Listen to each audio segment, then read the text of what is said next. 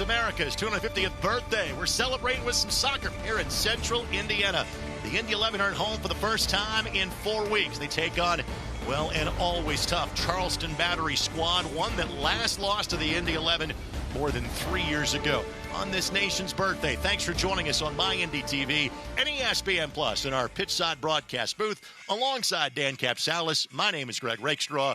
We have introduced you to us. Let's kind of reintroduce the Indy 11 to you. They haven't played in 2 weeks. They haven't played a home match in 4 weeks. And in the quirkiness of the schedule, mixing in the Prinks Tires USL Cup, Dan, they have played one league match since May 30th. Yeah, in one way, Greg, that can be a good thing because it gives your players that might be injured time to rest and heal up. And the other back end of that is you might be out of rhythm a little bit because they haven't been playing, so there might be a little lack of consistency there. The good news is the entire league was off last weekend, so everybody's playing catch-up a little bit. A look at the table, and frankly, Indy sits in sixth. At the end of May, they were in second on the same amount of points. The most important number for the Indy 11 is not points on that graphic you see. It is games played. Dan, they have 3 matches on hand on most of the other playoff contenders in the Eastern Conference. Yeah, and that's a great position for Indy 11 to be in. They know they've got time to catch up and make up some games and continue to climb that ladder in the chart. Well, clearly the Charleston Battery, one of the bellwether franchises at this level of American soccer. They've been around since 1994. Colton Swan has it. He's been around since 2007. At 19 years of age, he's got 10 goals scored in all competitions. His first year as a pro, Dan, in the fall, he was playing at Indiana University. That's right, and what a dynamic player. Keep an eye on Colton Swan, number 30 today. You see him there. Just a super explosive goal scorer. He's been consistent around the box. I mean, just their top guy right now. The names have changed under Ben Pierman. The results have not. This has consistently been a top 2 or 3 franchise in the USL Championship since 2023, and they lead the league in goals scored coming into this match. Starting lineups, opening kickoff on this nation's birthday holiday. It comes your way next on My Indy TV and ESPN Plus. Odds are, you know the way to a person's heart is through their stomach, but maybe don't know much about complex blood and bone cancers. Or you know all the ins and outs of a chassis, not necessarily all about robotic heart valve surgery. And while he's thinking about bulldozers, you're not thinking about him ever needing a stem cell transplant. But if you do need care, trust the expert healthcare system 9 out of 10 Indiana doctors have chosen for their patients' care. Indiana University Health, no matter the odds. Droplight is a venture studio. We don't sit on the sidelines. We build inside the brand. From stadiums to festivals to the fastest tracks in the world. We turn brands into something people feel. Turning ideas into traction, partnerships into pressure, and momentum you can't ignore. This is Ignition. This is Droplight. Fuel for brave brands.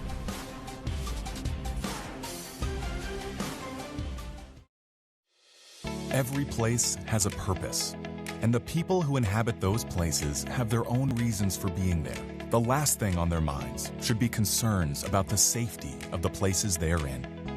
When it comes to security and safety for all the places that matter, Dormakaba offers a seamless flow of integrated solutions that allow people to move securely about their daily lives. Because the places that matter to you matter to us. AES Indiana is dedicated to providing you with smart energy solutions that power our lives. Our energy efficiency programs help you save energy and money. From rebates on lighting and smart thermostats to appliance pickup and recycling, you can take advantage of cleaner, more cost-effective energy solutions right here, right now. IPL is now AES Indiana. We are accelerating the future of energy together. Tonight's match is presented by your Central Indiana Ford dealers, a proud sponsor of Indy 11 Soccer. Visit your local Central Indiana Ford dealer today. And by IU Health. Indiana University Health is proud to be the official health care and sports medicine provider of the Indy 11, supporting athletes in our community with expert orthopedic and sports injury care close to home. Let's get you right to our starting lineups presented by your Central Indiana Ford dealers. Visit your local Central Indiana Ford dealer today. Of note, Paco Craig out of the starting lineup for the first time in a league match this season. Hezron Berry comes in for him, and Muhammad Omar inserted into the starting lineup as well for the Indy 11 today. Yeah, a couple new players. They're going to mix it up a little bit. They've got a deep bench like we've talked about all year, Greg, so shouldn't miss a beat. On the flip side for the Charleston Battery, they've got two players we're quite familiar with. Douglas Martinez will come off the bench. He's in his second year in Charleston. But Malik Foster has scored 5 times for his new team, including in each of the last 4 contests. Yeah, they've been explosive. They've got 14 goals in the last 3 games. You look at the trio of Swan, Foster, and Barry. They can come at you from so many different angles, Greg. Keep an eye on those 3 today. We normally talk about how, the sun is going to set in the goalkeeper's face. That's not a problem in this match. It's bearing down on everybody equally with this start time some 3 hours ahead of our usual go time. Now, that means hotter conditions. We also think that means we avoid thunderstorms that are going to roll through this evening. So the sweating it out should benefit everybody involved in terms of getting this one on time. This is tough. I mean, these players, they're braving the elements today. This turf is about 15, maybe 20 degrees hotter than it is in the air. So keep an eye on how the coaches utilize their bench, utilize their depth. You'll see these guys pacing themselves a little bit, but it is brutal out there. Our referee is Matt Thompson. Assistant referees Jeff Swartzel, Fermin Sanchez, and Leo Mora is our 4th official. We will have hydration breaks. That's become very commonplace in terms of World Cup matches. I think this is the first time that we have used this year in a USL Championship match because, again, it's simply that hot today. First time that the Indy 11 have played a match at home on July 4th since their first year in the championship. Played the Ottawa Fury, losing 1-0 at Lucas Oil Stadium back on July 4th, 2018. The Indy 11 wouldn't lose at home again for more than 2 years after that match. And Indy has not lost at home in nearly 10 months at this point, going back to August of last year. Got a fantastic record here at home, and the 4 losses that Charleston has have all been on the road. So let's see if Indy 11 can hold that stat and hold that continued record. This portion of the match is brought to us by Dormacaba for every place that matters. First touch for Sean Schubert. First team all-league as a defender last year with Pittsburgh. He and Eric Dick now playing on opposite teams after teaming up a season ago. These two teams have been facing off since 2018 against each other. I think Charleston's had the better of it as of late. They have won the last 5 times these two teams have gotten together. Last time Indy won was in Charleston. It was on June 2nd of 2023. And it was a night where Sebastian Guenzati drew a red card from Leland Archer less than 40 seconds into the match. Let's get to our keys to the match, presented by your Central Indiana Ford dealers. Visit your local Central Indiana Ford dealer today. Let's start with the Indy 11. Yeah, they've got to compete for the 50-50s, Greg. They've got to get aggressive. They've got to press hard. This Charleston team moves the ball really well, so they've got to stay disciplined. They've got to get aggressive on those 50-50s and hold possession. They've just got to get the ball, keep it.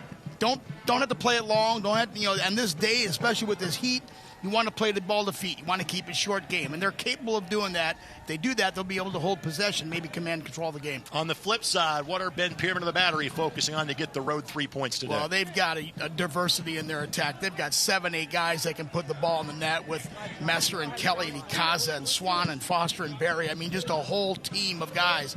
So they've got to utilize their attack.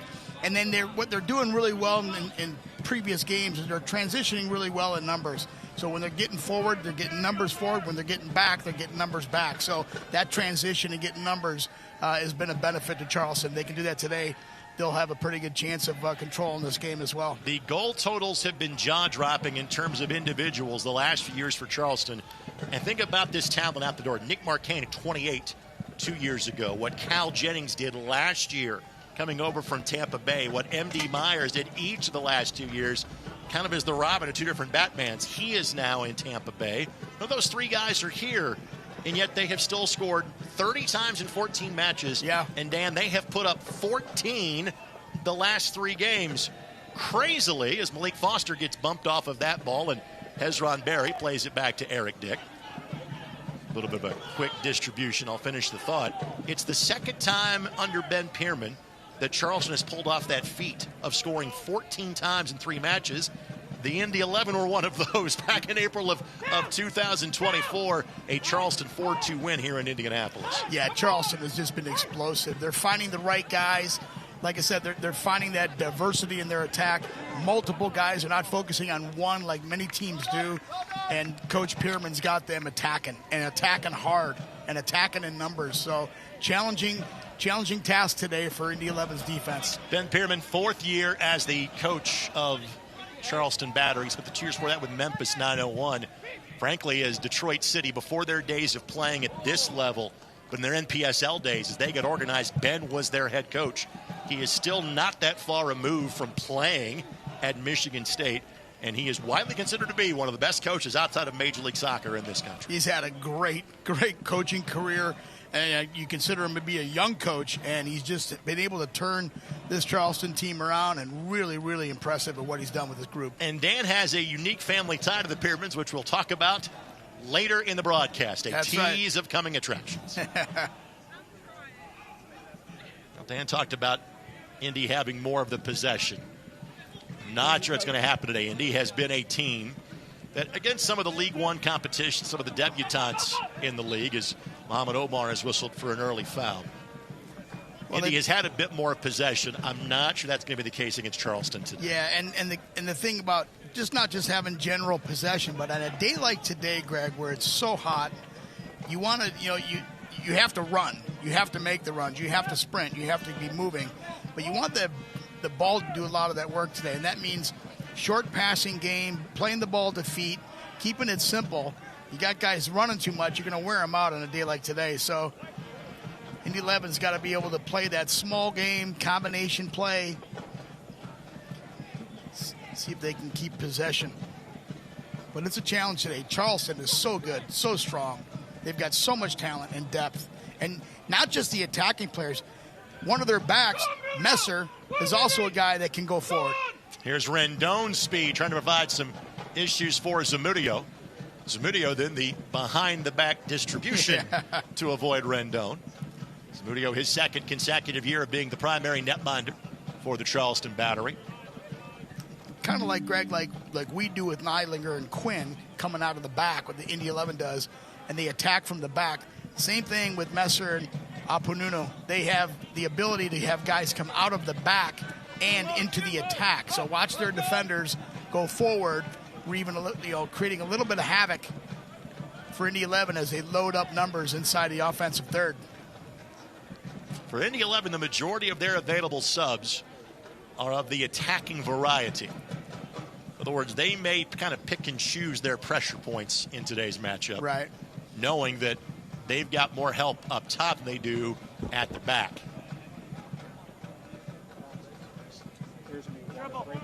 With that, it's a good transition for us to get to our Back to Health. That's our injury report brought to us by IU Health, the official health care and sports medicine provider of the Indy 11. Anthony Herbert seems to be out because of an injury suffered while he was playing for Trinidad and Tobago on international duty a month ago. And Paco Craig misses his first league match of the season due to an injury suffered 2 weeks ago in the match against Lexington. We caught up with Paco before the match. He is hopeful that he can play in 11 days when Indy goes to play his former team in Miami. Speaking of Messer, here he is on the cross, and it will be a corner.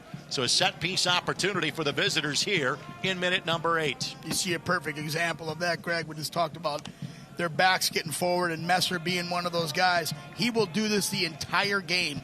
He will come in unmarked, blindsided, with speed and pace and space to get into, and he does it really well. He times himself well.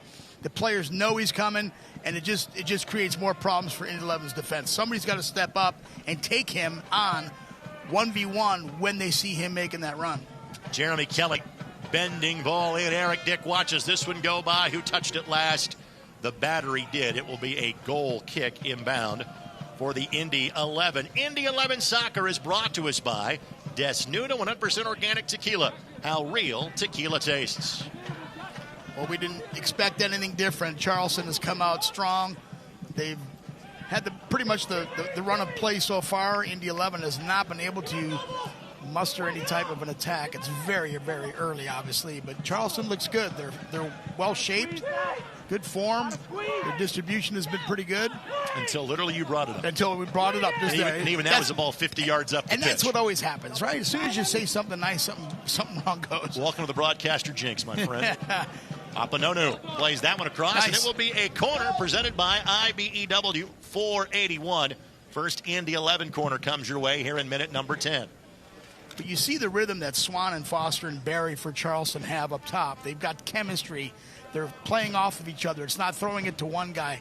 One of them gets it, they're there in support. So they're just not great individual players. They're playing well together. They have good chemistry between them and a nice rhythm between them, and that's what makes them so dangerous collectively.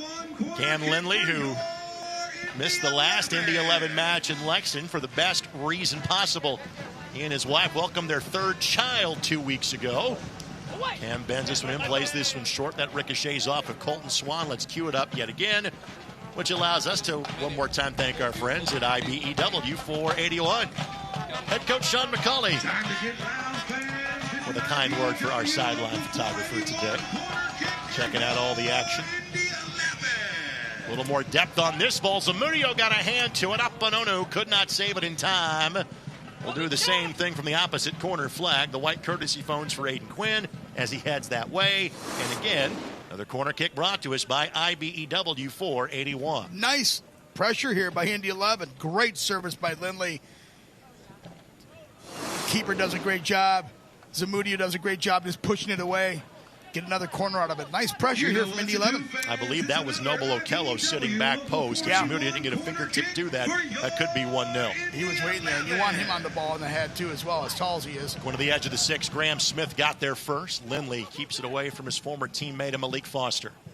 Quinn, who's been out the last couple of matches, just kind of hit that to a spot. Hope the teammate can get there. Nothing happening. And obviously, life is always easier for the Indy 11 when Aiden Quinn is on the field. Yeah, he's just so dangerous. He does exactly what Messer does for Charleston. He's in the play. He'll get into the attack, much like Neidlinger will on the outside as well. You want those guys to pick their moments, not do it all the time, but pick their moments when they're going to go forward, because they will instigate the attack and they will have an impact on the attack. This portion of the broadcast presented by the Keystone Group, specializing in transformational developments, construction, management, and investments. Those few corners have given the Indy 11 just a little bit of life here. Get Messer the target, and Neidlinger got there first. Throw-in coming here for the visitors in Charleston. Like I said, Messer's going to do that the whole game, Greg. He's going to be going forward the whole game. He plays outside back. Look, right now he's like an outside midfielder and a potential even a forward position. And he's just got the ability to transition so well. And Messer a find. He played for Portland Hearts of Pine a season ago in League One. That is where Dylan Singh from the Indy 11 is heading temporarily. We'll not see him in the 18 days on a short-term loan to one of the great franchises in League One. Talk more about that later in the broadcast. Lindley getting all the way forward here to force the activity. And then Mikel Rashid, take your pick of the nudge in the back or the handball. Either one will draw a whistle. Yep. Mikel, the first University of Indianapolis Greyhound to play for the Indy 11. And again, the back line is going to be a story today because you're already without Hayden White and Pat Hogan for the rest of the season. Now you've missed Anthony Herbert for a month because of a hamstring injury. And now Paco Craig is out tonight. So, again, Barry, Rashid, and Neidlinger, all guys that have played. Right. But that's kind of what you got at this point. Right. Well, the difference there, Greg, is that Indy 11 went from having strong, solid defense with depth, right? You got guys coming off the bench normally that would, do a great job, and they have that depth. That depth is gone. That depth is gone right now. It's these four guys, and that's pretty much it. So they've got a lot on their plate, a big challenge ahead of them. So the reason we are stopping is that ball inadvertently took a touch off of Matt Thompson. That's the reason why. It's not an infraction, but dead ball once it hits the referee, so we go back to the spot. Matt's one of the best referees that we see on a regular basis. Good to have him for this match. Does a great job. I wish that rule existed when I played. I hit the referee all the time and lost the ball, Throw in good coming rule for the Indy 11. Good new rule. Indy 11 soccer brought to us by Johnson Controls. Johnson Controls, the power behind your mission. Again, this is a small possession type style game on this field today in this heat. Long ball is not going to be your friend. Here's the opportunity. Lindley, Okello, left foot, Zamudio. Skies it. Rendon flies in and just couldn't keep it on frame. And again, it's going to go back to what we talked about really for the first seemingly 2 or 3 months of the Indy 11 season. They're not going to have a lot of possession, but can you have quality opportunities? There was one right there. Great little backheel pass. Lindley takes a look, finds Okello. Great shot by Okello. Even better save by Zamudio. And probably the best shot of the game right now, best opportunity of the game coming from Indy 11. This is the first time we have kind of seen this group as a starting 11 together, and it is notable already how much more of Cam Lindley in the attack we are seeing. And we need that. I mean, Indy 11 needs that. They need Lindley to get involved. His distribution is fantastic. His soccer IQ and vision, we've talked about it for months and months, season after season. So him being involved in the midfield and being involved in the attack is really, really key today for Indy 11. Good pressure by both Okello and Omar. First time that seemingly Charleston's going to be on the back foot the entire match. Yeah, it's definitely switched. Indy 11's got a little jump in their step right now. They're moving the ball with transition. They're moving the ball to feet. They've done a nice job here in the last 5 minutes. Second foul against Omar. Neither had been card-worthy, but you keep getting those whistles. You might grab one of those eventually. Mohammed played at Notre Dame from Canada. Plays his international football for Somalia. Spent time with San Antonio FC a year ago, did Mohammed. Apanunu. This is Kelly. Spent time over in England at Crawley Town before joining Charleston a season ago. Had some clouds that have helped, but sun is fighting back through. Bending ball in. Suber on the attack. Jack Blake almost back as a fifth defender in this current alignment for the Indy 11. Here's Allen's left foot that may have left a dent in Mohamed Omar. Great pressure by Indy 11's defense. We talked about it earlier, Greg. One of the keys, win those 50-50s. Challenge for every ball, compete for every ball. They've been doing that in their defensive end, and they've been rewarded for it by getting possession of the ball again. A legendary midfield trio working together there. Blake, Lindley, and Quinn. The absolute heartbeat of this squad. And Blake's got lots of space in front of him. They're not marking him up as tight. He's a little bit loose and open on the outside. If they can find him quick, they'll have a nice transition because he's got plenty of space. You know, the recipe, as you talk about Blake, and wisely so, the recipe for Malik Foster is the same as it was in Indianapolis for the last year and a half.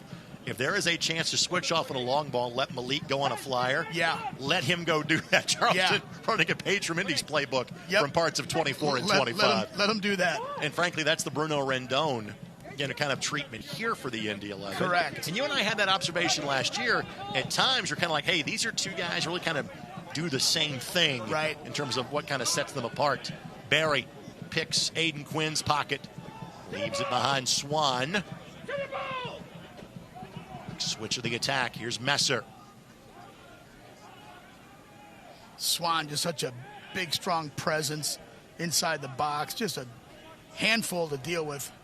Which is not normal what you say about a 19-year-old at this level. Yeah, it's unbelievable. It's so fun. You know, we're all glued to the World Cup now at this time of year, Greg, and it's so much fun to watch. But what I've noticed in the World Cup is the number of really young players that are in there, and to see these young guys out here like a Swan, coming into this league and having, not just coming in, but having an impact. It's really fun to watch these young players. Yellow shown to Jeremy Kelly through a hold of Logan Neidlinger. So first booking of the match goes against one of the top players for the Charleston Battery. And it was not for the ferocity of the foul, but the denial of the transitional moment for the Indy 11. Easy Kelly call. Shown yellow. Matt Thompson not happy with the laissez-faire attitude of the restart by the A Indy yellow 11. card caution has been It's a issued. more to precise Charleston Battery FC, version it number gets the second 29, time around. Jeremy Kelly in the Again, we will have a 19th hydration minute. break in each half of this match. We'll split the difference in terms of the half. Our previous hydration breaks only been like at 30 and 75. They're going to, again, follow the World Cup lead, go right in the middle of the half. And to be blunt with you, because of the time of day in which we are playing, this is as hot as I can remember an Indy 11 match that we've had in our 13 years here. Even if there wasn't a precedent set by the World Cup now, a lot of people are going to be doing hydration breaks at every level in every league. But today, for one, for sure, it's warranted. It is absolutely brutal on this field today. Fans, into the Prinks Tires USL Cup Game Day Kit Sweepstakes for your chance to win a prize pack of $2,000. Scan the QR code on your screen and enter today. We had a chance to meet the great folks from Prinks Tires. They were here for Indy 11's Cup match on June 6th, and what a nice group that flew in from their corporate headquarters to take in that round of the Prinks Tires Cup. Yeah, just super people, and you'd love to see the support they're giving USL. And it's great to see people like that and companies like that getting behind this great game, and that's the kind of support the league needs and these players need and the clubs need, and hopefully it resonates with the fans. You know, Zamudio's got a little flair back there inside of the 18. That's going to be a foul against Josh O'Brien.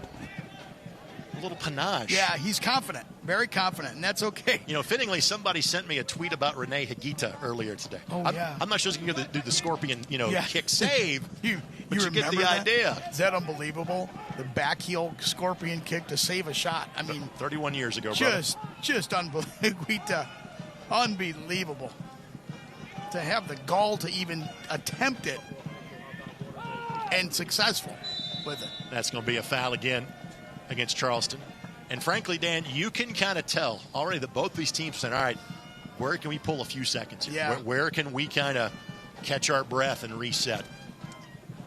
Yeah, we've seen both sides attacking in transition, and both teams have had really decent opportunities. Indy 11 has had the best of them so far, but you see how the rhythm of Charleston, how these guys play together, and they've got that confident level.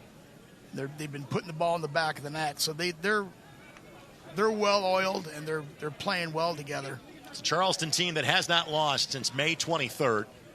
That's an always difficult trip to New Mexico United, one that Indy will make in September. Next time Indy will play a Western Conference, but will be a national television game at San Antonio at the end of this month on July 31st. Charleston, the only team in the league that's won their last three in league competition. Flag stays down for Rendon.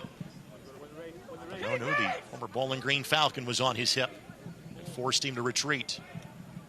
The cross here that, again, Okello just wasn't up for continuing the run there. It's a good long ball there. Rendon takes it down really well. Great first touch. Don't know how many times he'll be able to make those types of runs on a day like today, but because it does really inhibit, your train of thought, Greg, in weather like this.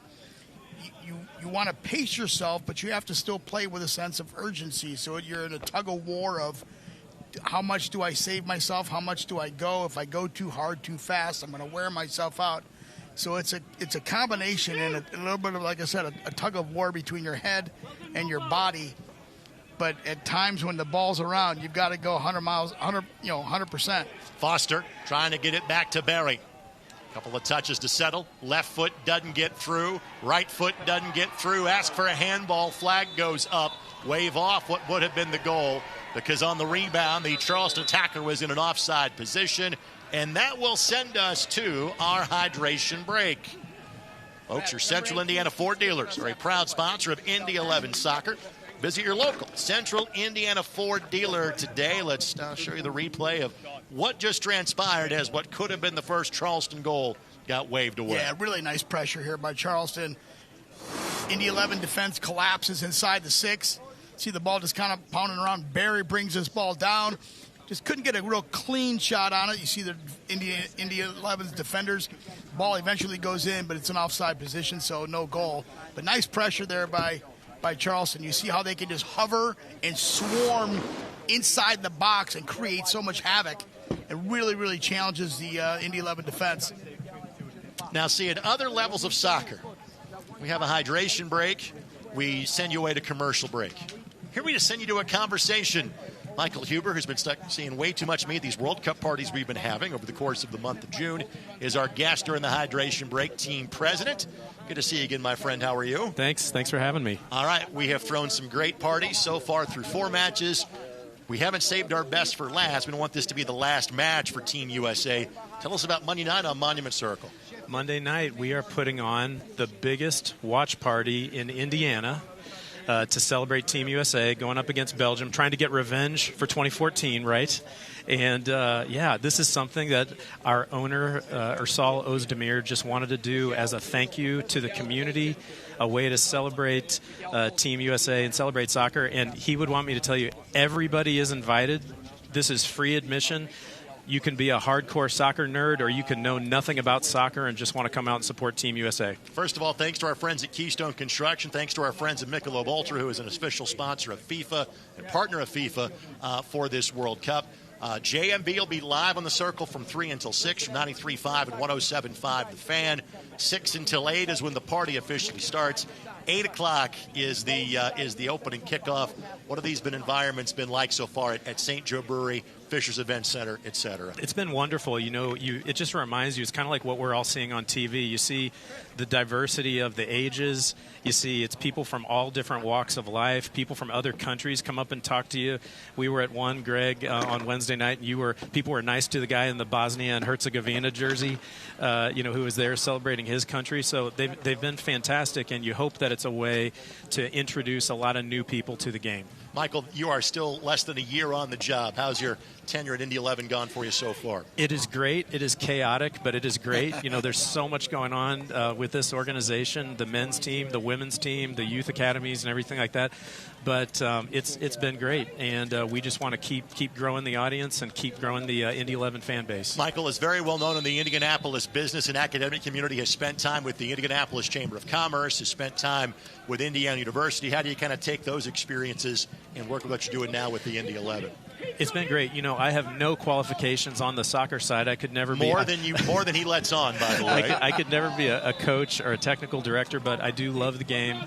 I have been very fortunate in the last 20 years to work for, state, city, chamber, and Indiana University. So all of those contacts, we need to have great relationships with these folks to continue to grow the game, including our owner's plan to build a professional stadium downtown, including what's happening at Westfield at Grand Park, the highest attended youth sports park in the country.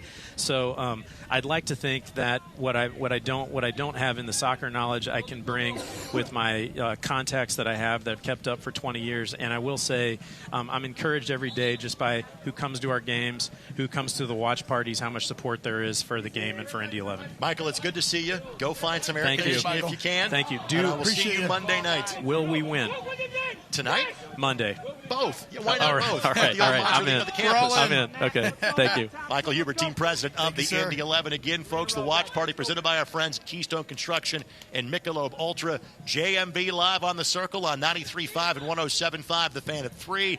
Doors officially open at 6 o'clock. Kickoff is at 8 o'clock. I get to be the MC from 6 o'clock onward. So fun. I have a special surprise at the end of the match if we win. Can't wait for that. Calling it now. Thanks, buddy. So back to match action here in minute number 28. Greg Rakestraw, Dan Capsalis with you on MyIndy TV and ESPN+. Foul called against the Indy 11. Great stuff Michael's doing. I want to thank our friends at Ford, your Central Indiana Ford dealers, a proud sponsor of Indy 11 soccer. Visit your local Central Indiana Ford dealer today. Such an awesome time, Greg. You're talking to Michael here. The opportunity to showcase the game and Indy 11 jumping on board, and with this watch party Monday night, it'll just be fantastic. So if you don't have anything going and you want to be in an atmosphere that's going to be fun and festive and watch USA take on Belgium. Boy, that's going to be a fun night. Well, there's, kind of a picture that's going around on social media. We'll show it at some point in time in the broadcast here. It shows the Indy 11 display on the circle, and it shows the crowd from the watch party from July 1st, 2014, against Belgium on Mass Ave, where the estimate was 7,000 people that got together to watch that match. And that's what the Indy 11, in terms of environment, are hoping to recreate. That should be a corner. Yes, it is. Played off of Okello. I'm thinking they might exceed that, because now we're in the 16. We weren't in the 16 and 14. We're moving forward. This team has an opportunity to do something historic. So it's bringing in some of the bandwagoners, but that's okay.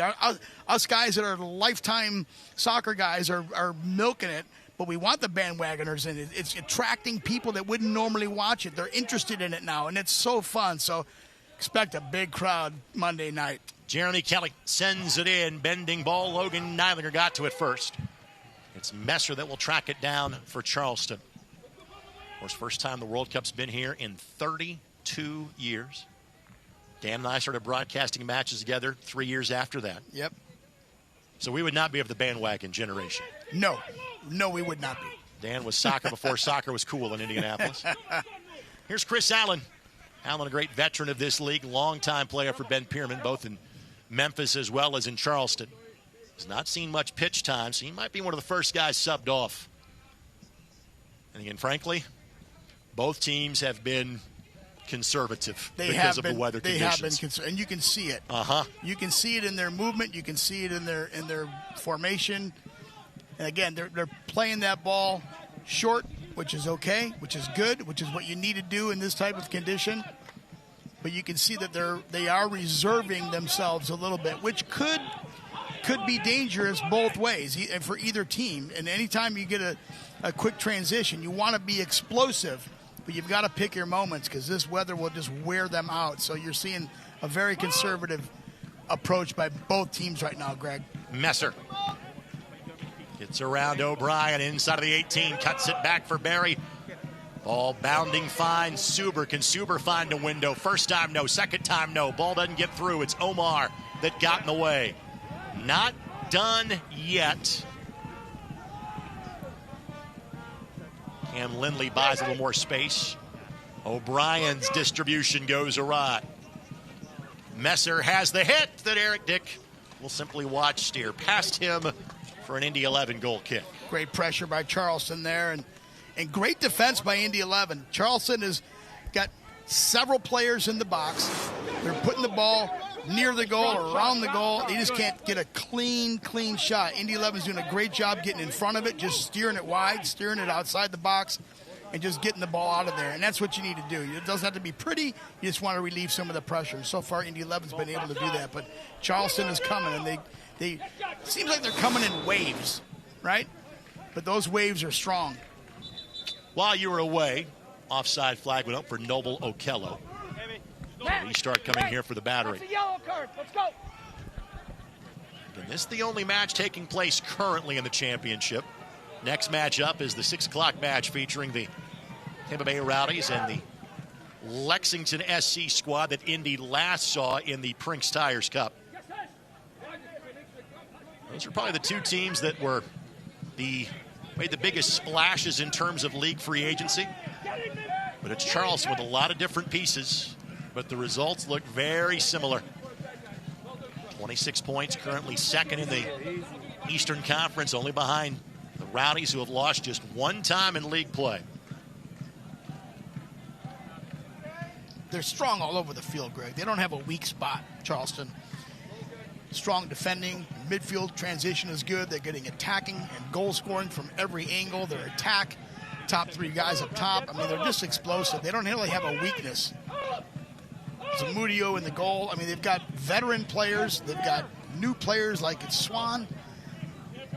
They can punish you from so many different levels, but this game right now is pretty 50-50. I'd say that Charleston's had maybe some better numbers up opportunities, but the best shot of the game so far has come from Indy 11 and Okello.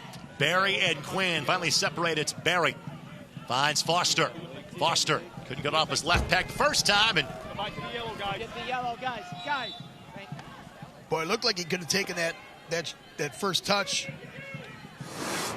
Kind of did a little bit of a dummy there.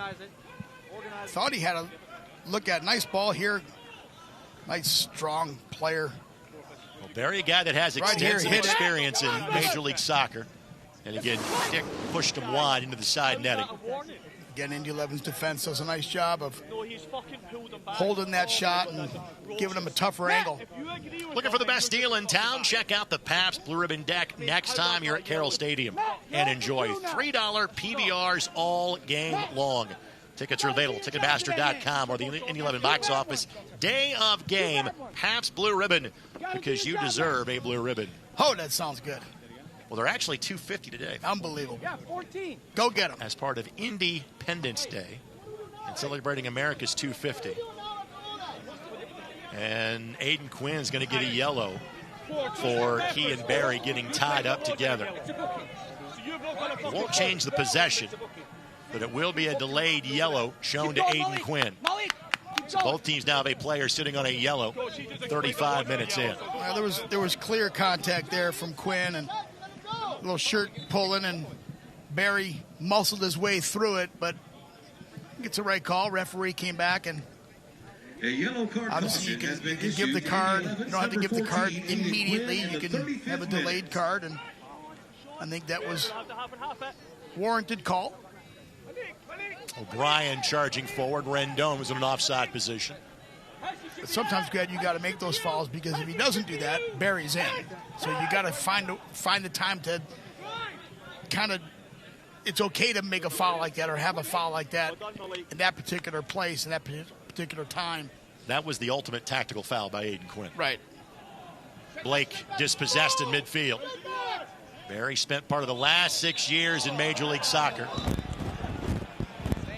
Blake commits the foul, and Blake will be shown yellow. And Barry has been a significant problem for Indy 11 to try to counter. He's strong on the ball, Barry. He's very, not just aggressive, but he's technical with the ball, trying to get the ball off his foot. And Indy 11 is getting a little bit reckless. I would say Blake gets reckless here, but he gets up now. He gets taken out, gets up, and just kind of gives it back to him. Gives him a little shove. I think Barry, he goes down a little soft there. And didn't feel like Blake pushed him that hard. A little bit of an embellishment, but fooled the referee, and Blake got a yellow. Barry is from Spain, but played his college soccer at the University of San Diego, scoring 38 times in 72 matches. Played in 48 different appearances for the LA Galaxy, did Barry over the last 2 seasons. Between Foster's speed and Swan and Barry's size and presence. And that'll be a foul going the opposite direction.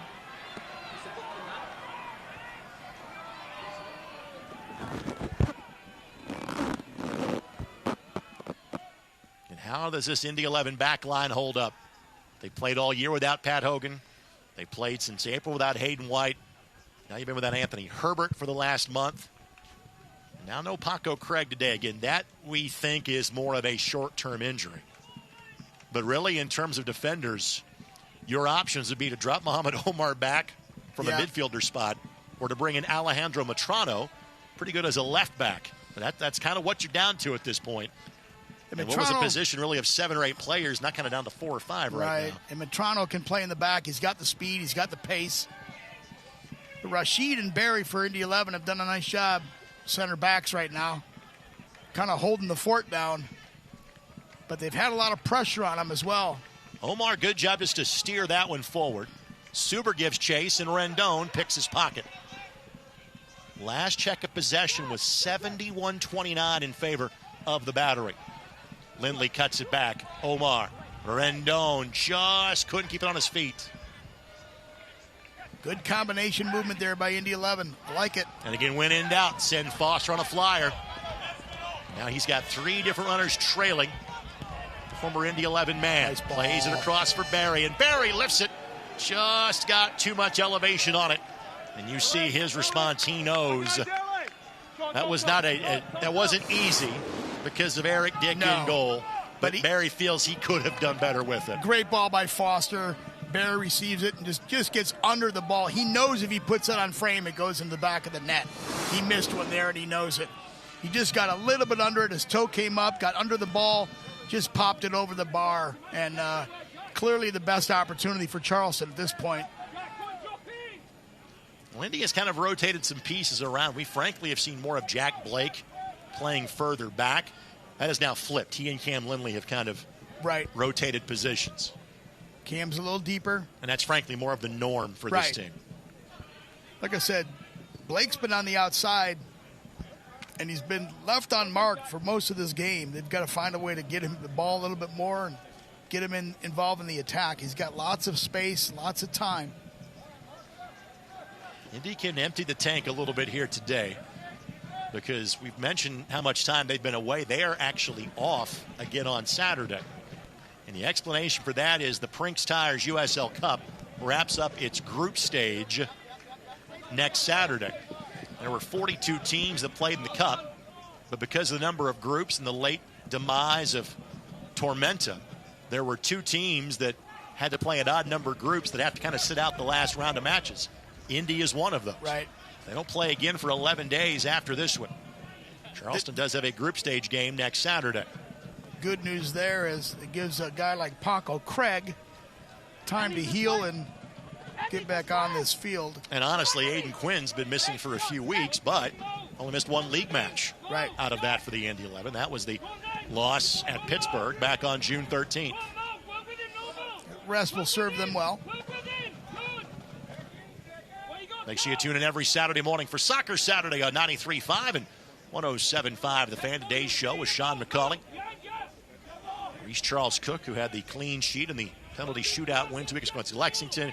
And the voice of the USL Championship, and Mike Watts, was one of the world feed broadcasters for the World Cup in Kansas City. 107.5 thefan.com has more. And Eric Dick plays pitch and catch with that one. If you're Sean McCauley, how are you feeling about things right now? Feeling pretty good. I mean, we've stood the pressure when Charleston has had the ball deep in the offensive third, inside the box. They've held their position well. They've kept the ball out of the goal. O'Brien plays that to Neidlinger. Neidlinger, good block on the pass by Kelly. Logan elects to keep it in play. And there's not been much of long spells of possession in this half of the field for the Indy 11. You haven't seen Quinn or Neidlinger get up as much because they know that they've got to make that trek back. So you're seeing less of them going forward and opening up some opportunities with Neidlinger and Quinn generally hitting that overlap on the outside. And frankly, a bit of a nonsensical foul by Chris Allen because that allows a set-piece opportunity for the Indy 11. And that is not just a free kick, but a cavity free kick brought to us by Cornerstone Family Dentistry with locations in Carmel, Indianapolis, and Danville. Really nice opportunity here for Indy 11. Nobody better on the ball there than Cam Lindley. Idea is serve it just outside the 6, inside the 18, toward the far post. Got Okello and Rendon trying to get a one-touch redirect on this ball. Looking back post. Rendon got to it, but couldn't keep it on frame. Again, with that trio we mentioned of Blake, Lindley, Quinn, you know the service is going to be there. Right. It's just about the runner putting themselves in the proper position. Any one of those guys. I mean, it's a nice ball. Lindley serves up here. Serves it just, like I said, just outside the 6. Rendon gets to it, just couldn't get over it. Just got under it, just couldn't get his... Our final 5 minutes of half number 1 presented by your Central Indiana Ford dealers. Proud sponsor of Indy 11 Soccer. Visit your local Central Indiana Ford dealer today. Look at Bruno Rendon, 6 goals in league play. Far and away the Indy 11 leader. Outstanding work in both Open Cup and Brinks Tires Cup play as well. Both those competitions are done for the Indy 11. And nothing but league matches remain. Here goes Suber on a flyer. That is off of Jack Blake, and that will be a corner coming for Charleston. Yeah, Rendon's had a great season so far, Greg, and what I'd like to see when he gets the ball to his feet and his ability to take guys one-on-one is so strong. Got to get him in situations like that where he gets that opportunity today. Haven't quite seen it from him yet, but they haven't been able to utilize him as much. 8 goals in all competitions for Bruno. This is Messer that will take the corner here.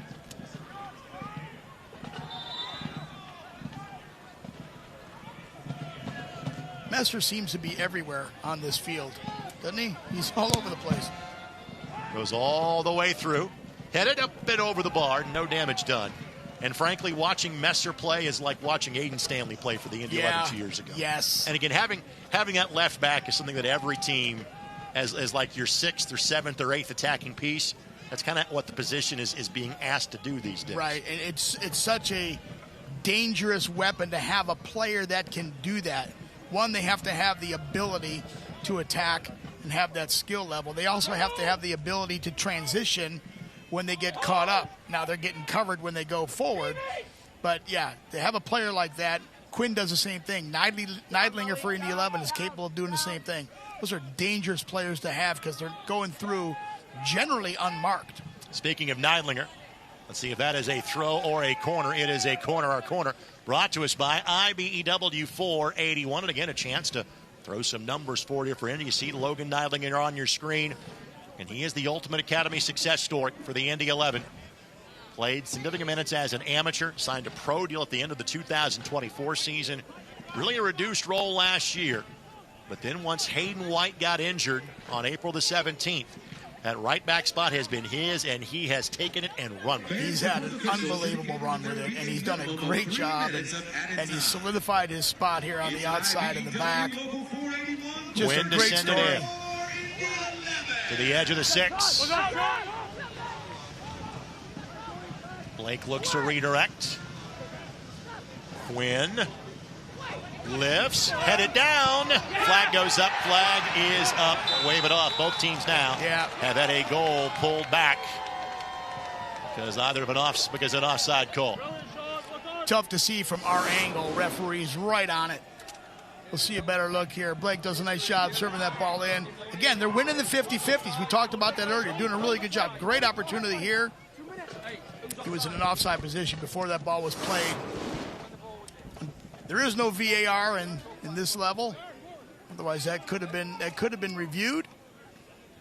3 minutes, by the way, of additional time. Fans, you can show your Indy 11 pride. Get your exclusive IMCU Indy 11 debit card at any IMCU branch or online at imcu.com today. But I'll tell you, Greg, it's nice to see Indy 11 on that attack. They're winning 50-50s in the offensive third. They're getting opportunities. It's good to see.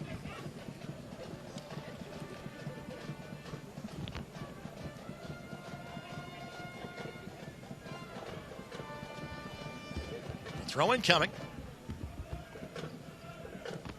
And there might be a little relaxing. You know, we have these new rules in terms of time and things like that, in terms of restarts on kicks and throws. We might be letting that bend a little bit, given the weather conditions today. Yeah, absolutely. These guys are ready for a 10-minute breather. Cool down. Throw some water in. Do you go like full new kit, new boots, the whole 9 yards? Not the boots maybe, but maybe the jerseys. How many different jerseys have we seen in the World Cup, guys, right? You know, they're changing jerseys all the time, every 10, 15 minutes, but maybe the jerseys. Lindley waving as many teammates forward as possible here.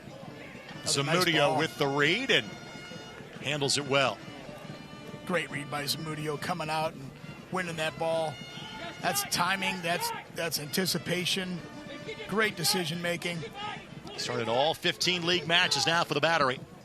Second in the league in saves behind Christian Oliveras of Jacksonville, who has a significant lead because simply the number of shots he has seen this year.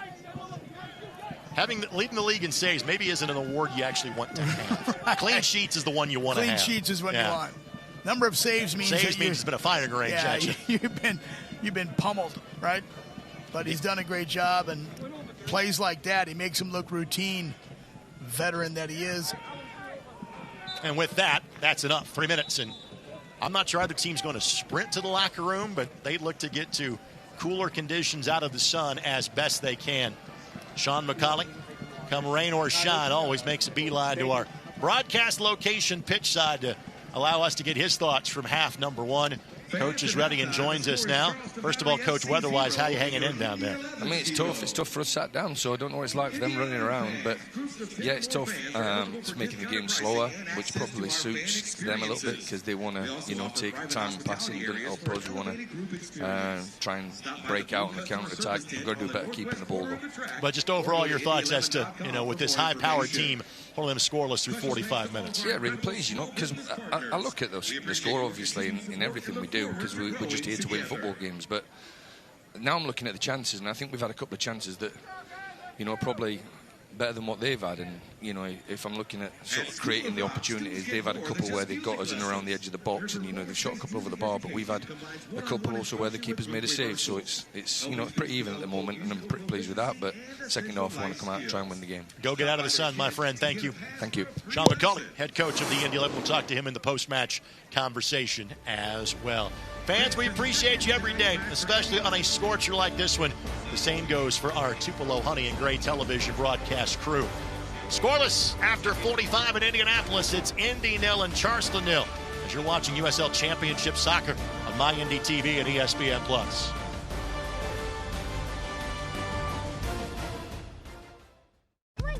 Odds are, you know the way to a person's heart is through their stomach, but maybe don't know much about complex blood and bone cancers. Or you know all the ins and outs of a chassis, not necessarily all about robotic heart valve surgery. And while he's thinking about bulldozers, you're not thinking about him ever needing a stem cell transplant. But if you do need care, trust the expert healthcare system 9 out of 10 Indiana doctors have chosen for their patients' care. Indiana University Health, no matter the odds.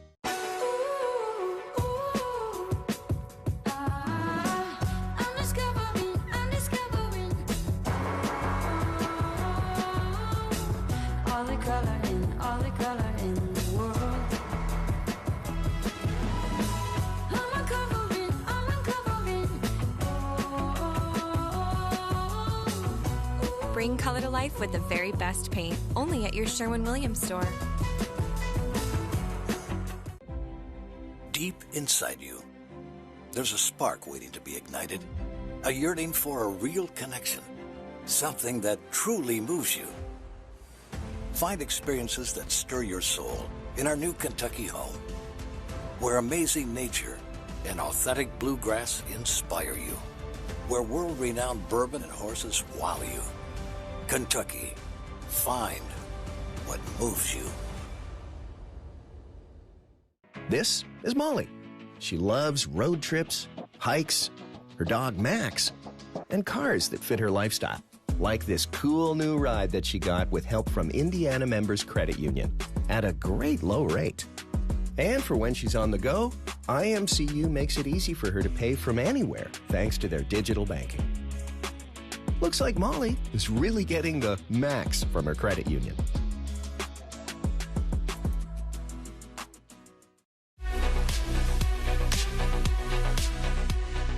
It is halftime in the USL Championship. Time to get you caught up on the headlines this week. I'm Dan Lucas inside the USL studio.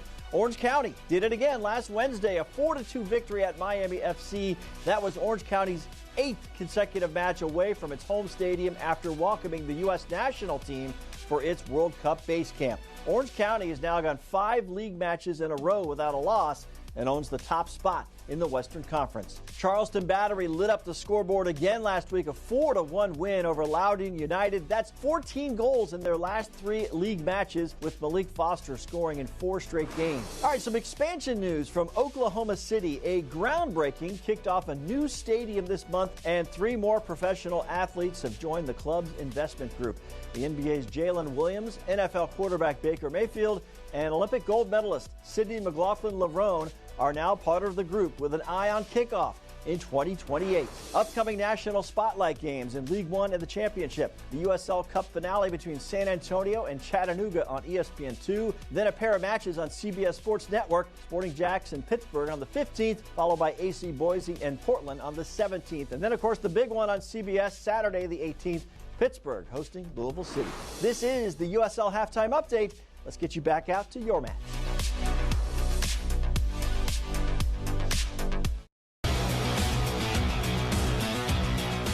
What do you get when you take a Liverpool lad, throw in some Middle America, and sprinkle in the Pacific Northwest? One of the brightest up-and-coming minds in the USL coaching pyramid. Head coach of League One club Spokane Velocity, Lee Dietman, joins the show to talk his organization's early success, long-term sustainability, and how year 3 could finally see a star thrown above their crest. This is USL All Access, available exclusively on the USL YouTube page.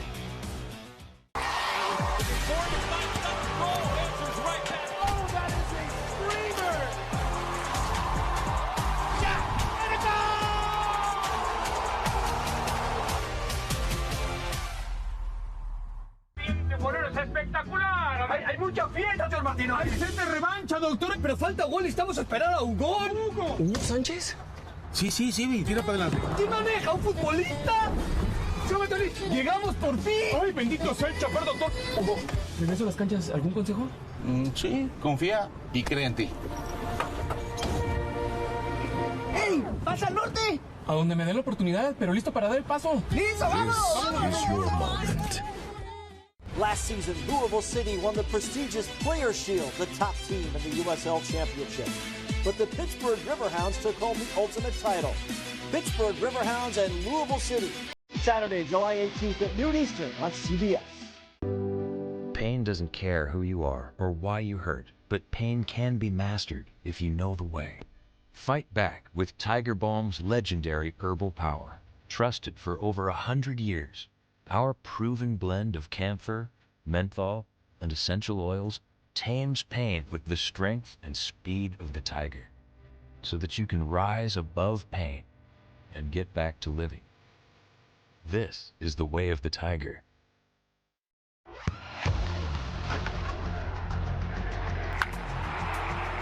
We all have goals. But let's be honest. Most of us aren't going to be professional athletes. But if your goal is to finish your degree, we can help. Come to a university that puts your goals first.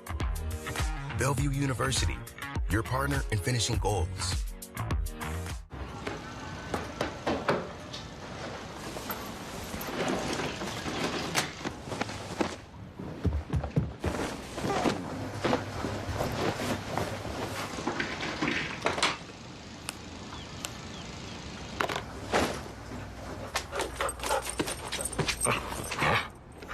With more features to keep your account safe and secure. Northwest Bank is here for what's next. Good dog. He is the USL Championship player that took the World Cup by storm. Miami FC goalkeeper Eloy Room made history with his 15-save performance in Curaçao's scoreless draw with heavily favored Ecuador. A World Cup record in a 90-minute match. The reaction went viral. A worldwide cheer for a team's success despite the odds. But there are two coaches in South Florida that saw it coming. I'm surprised because I know what is the level in the World Cup, but also I know Eloy, I see every day, so I know the level. Christian Blanco is Miami FC's goalkeeper coach. His specialty is developing younger players. But Room is different. He is a 37-year-old veteran who played nearly 200 matches in the top Dutch league. A wealth of knowledge, even for a coach. Where does Eloy stand in all of the players you've worked with in your career, and how neat is this to be a part of this? It's my first experience with the World Cup, man, you know. And for me, I'm so happy for that. It's a big challenge for me in the beginning, to right now.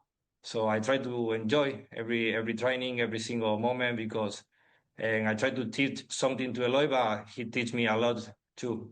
He's capable of directing everybody from behind, and not only on the field, also off the field. Room is one of the shutout leaders in the USL Championship with 4. He is a big reason Miami is in the playoff conversation at the midway point of the season. A World Cup interruption is an honor. For now. We are super happy for his performances in the World Cup, but we are super happy as well to have him back as soon as possible.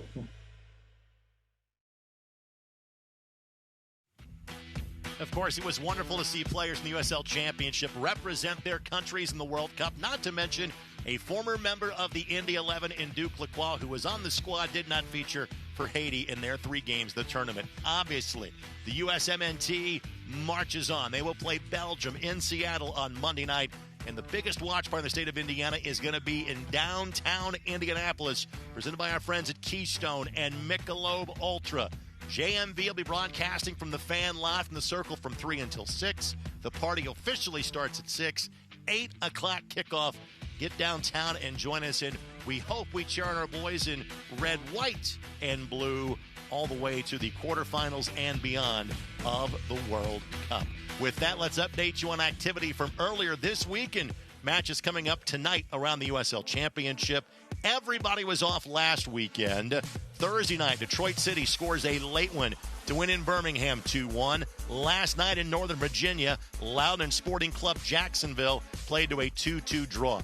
We are the only match that is taking place in this window. The next matchup is down in St. Petersburg when the Tampa Bay Rowdies play host to Lexington.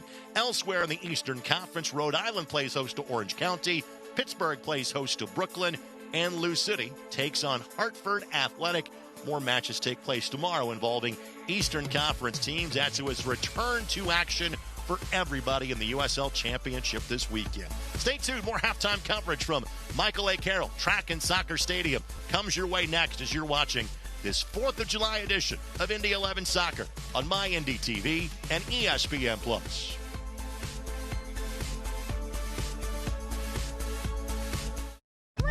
Odds are, you know the way to a person's heart is through their stomach, but maybe don't know much about complex blood and bone cancers.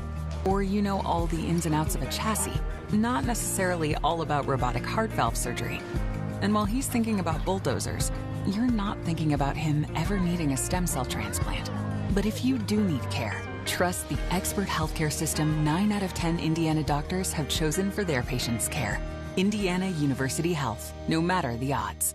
Don't miss out on your best summer yet. Upgrade your summer with AAA, with local savings like free Indians tickets, VIP access at Ruas Music Center, 35% off zoo tickets, 50% off Indy 11, and more. Time's running out. Don't miss out. Renew today at AAA.com and make this your best summer yet.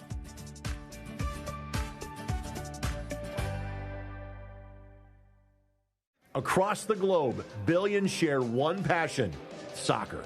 And here in the Hoosier State, that passion belongs to the Indy 11. Fast-paced action, electric crowds, and a team that represents Indiana every time they step on the field. Make it 7 for Bruno Rendon. Chance to cue the smoke in Indianapolis. Indy 11, the world's game, Indiana's team. Secure your seats today at Indy11.com. AES Indiana is dedicated to providing you with smart energy solutions that power our lives. Our energy efficiency programs help you save energy and money. From rebates on lighting and smart thermostats to appliance pickup and recycling, you can take advantage of cleaner, more cost-effective energy solutions right here, right now. IPL is now AES Indiana. We are accelerating the future of energy together.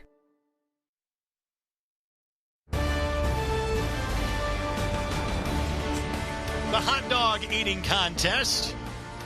Well, I'm not sure there's a loser and something like that. Even on a warm day. And yes, Joey Chestnut, 66 in the Nathan's Famous earlier. I saw that. In Coney Island. No score here in Indianapolis. Greg Rakestraw, Dan Capsalis. Let's show you some first half highlights. And again, not as many chances for Indy, but some good looks for the boys in blue. Absolutely. Kello there, great save by Zamudio. And then Charleston comes down, and they put one in the net, but it's offside, but they keep coming. But Indy's defense, staying strong, staying tight, clogging up that box in that area, and Charleston just hasn't had a clear visual shot on goal. In total, 10 shots by Charleston. Only one of those have finished on target. Right, and that one Barry wanted back. I mean, he missed that opportunity there. Here's the one from Rendon, was called offside as well. But you see, in the few moments that each team has had, there have been opportunities, and they've gone both ways. So only one shot on target for both teams, Greg. Obviously, we got Sean McCauley's take on things. If you're Ben Pierman, what was your message to your guys at halftime? They've got to move the ball a little quicker. They've got to move the ball faster. They're doing a good job of getting guys forward and getting numbers up. They've just got to do a better job. I think I'd like to see him get the ball wide a little bit more, try to spread out Indy 11's defense a little bit, create some space. That's how they got that opportunity from Foster to Barry, and Barry put the ball over the net, and that's where it came from, outside in. I'd like to see more of that. 45 more minutes in the pressure cooker for both of these two teams. Thanks for joining us on My Indy TV and ESPN+. Our first broadcast since back on June 6th. We'll have our first road telecast of the season in 2 weeks. He heads to Hamtramck, take on Detroit City FC. Their great striker, Darren Smith, had 5 goals in a match a few weeks ago. Yeah, unbelievable. That was unbelievable. And Emilio Icaza both up for Players of the Month in the USL Championship. Icaza, we talked about, the top players, for Charleston. You got Swan and Barry and Foster up top. Icaza's been a little quiet today. Getting him more involved in the attack as well, I think, would be key for Charleston. Messer is one of their best attackers coming from the back, but they've got the talent. They've got the depth. Hezron Barrick had to stand on it for a while. Hezron has been the depth piece for the Indy 11 this year. Seen action on a regular basis, but Preston is starting duty as Paco Craig can answer the bell after being injured late in the match against Lexington 2 weeks ago.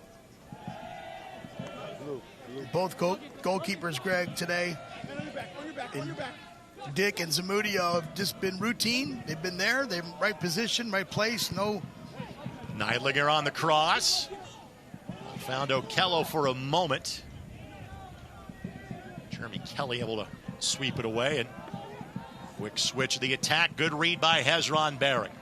Even if Quinn can't track that down, which he can, that was a great read by Barrick.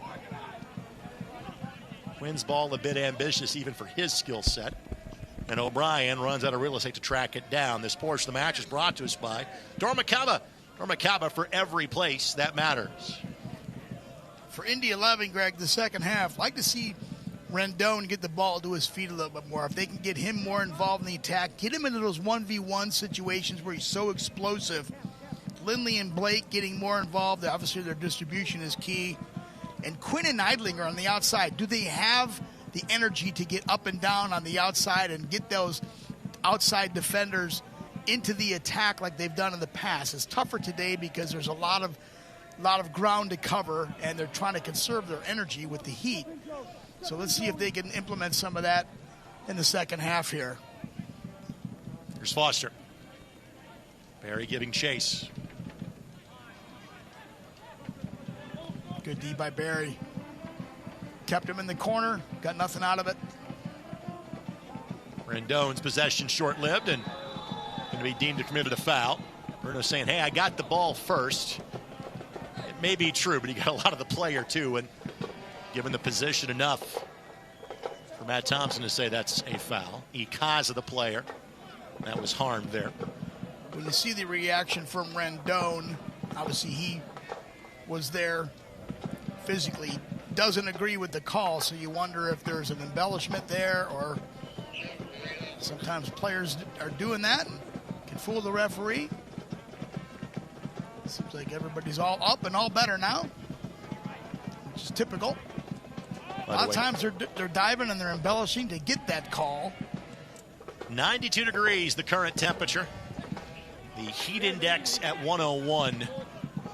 Boy. And on the turf, bump that up a few more degrees too. It's probably close to 115 on that turf today, Greg. I mean, that's just...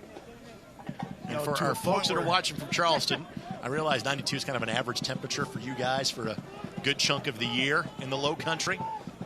Would you say that's just a regular Tuesday? That's Tuesday. It's Tuesday in Charleston for a large chunk of the year. Yeah, but this is 115 maybe plus for these guys today, braving this heat, trying to expend their energy. Barry just trying to find a window to unleash, couldn't get it through. Good job by Rashid to tuck an arm behind. A touch for Swan. Great recovery by Rashid. That'll make his highlight tape for the year right there. Two quality plays. Yeah, fantastic defending. Simple, disciplined. Restart fast here by Charleston, the dummy. Muhammad Omar got there first. It will be a throw-in coming for the Battery. Feeling more and more like a one-goal game. Which is not what we anticipated. Not at all. It was almost thinking, all right, Charleston's going to get 2 or 3. Well, can Indy keep up? They've just been so explosive because they have so much diversity in their attack. But they haven't been able to connect it today, at least not yet. They're still very capable. And technically in Indy's last couple of matches, they have not scored, but I'd throw an asterisk in there. Okay, one is at Pittsburgh, and nobody ever scores in Pittsburgh. And then the next against Lexington was a very rotated squad for the Indy 11. Right. It's kind of like putting a lot of stock in the U.S. men's match against Turkey. You know, you're kind of like, all right, just move on from that one quickly. Kelly and Eric Dick will let that one trickle across the byline for a goal kick.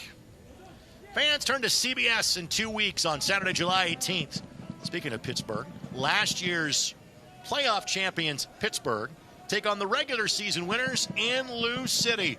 Two fantastic teams and one great network stage. Don't miss a minute of the action. Saturday at noon, July 18th on CBS.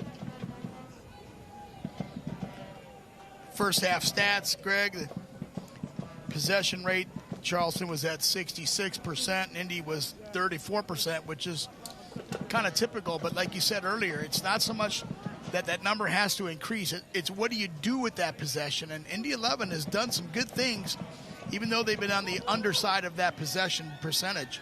Okello or Rendon telling Okello, hey, lead me more forward next time on that. Give me more space to run.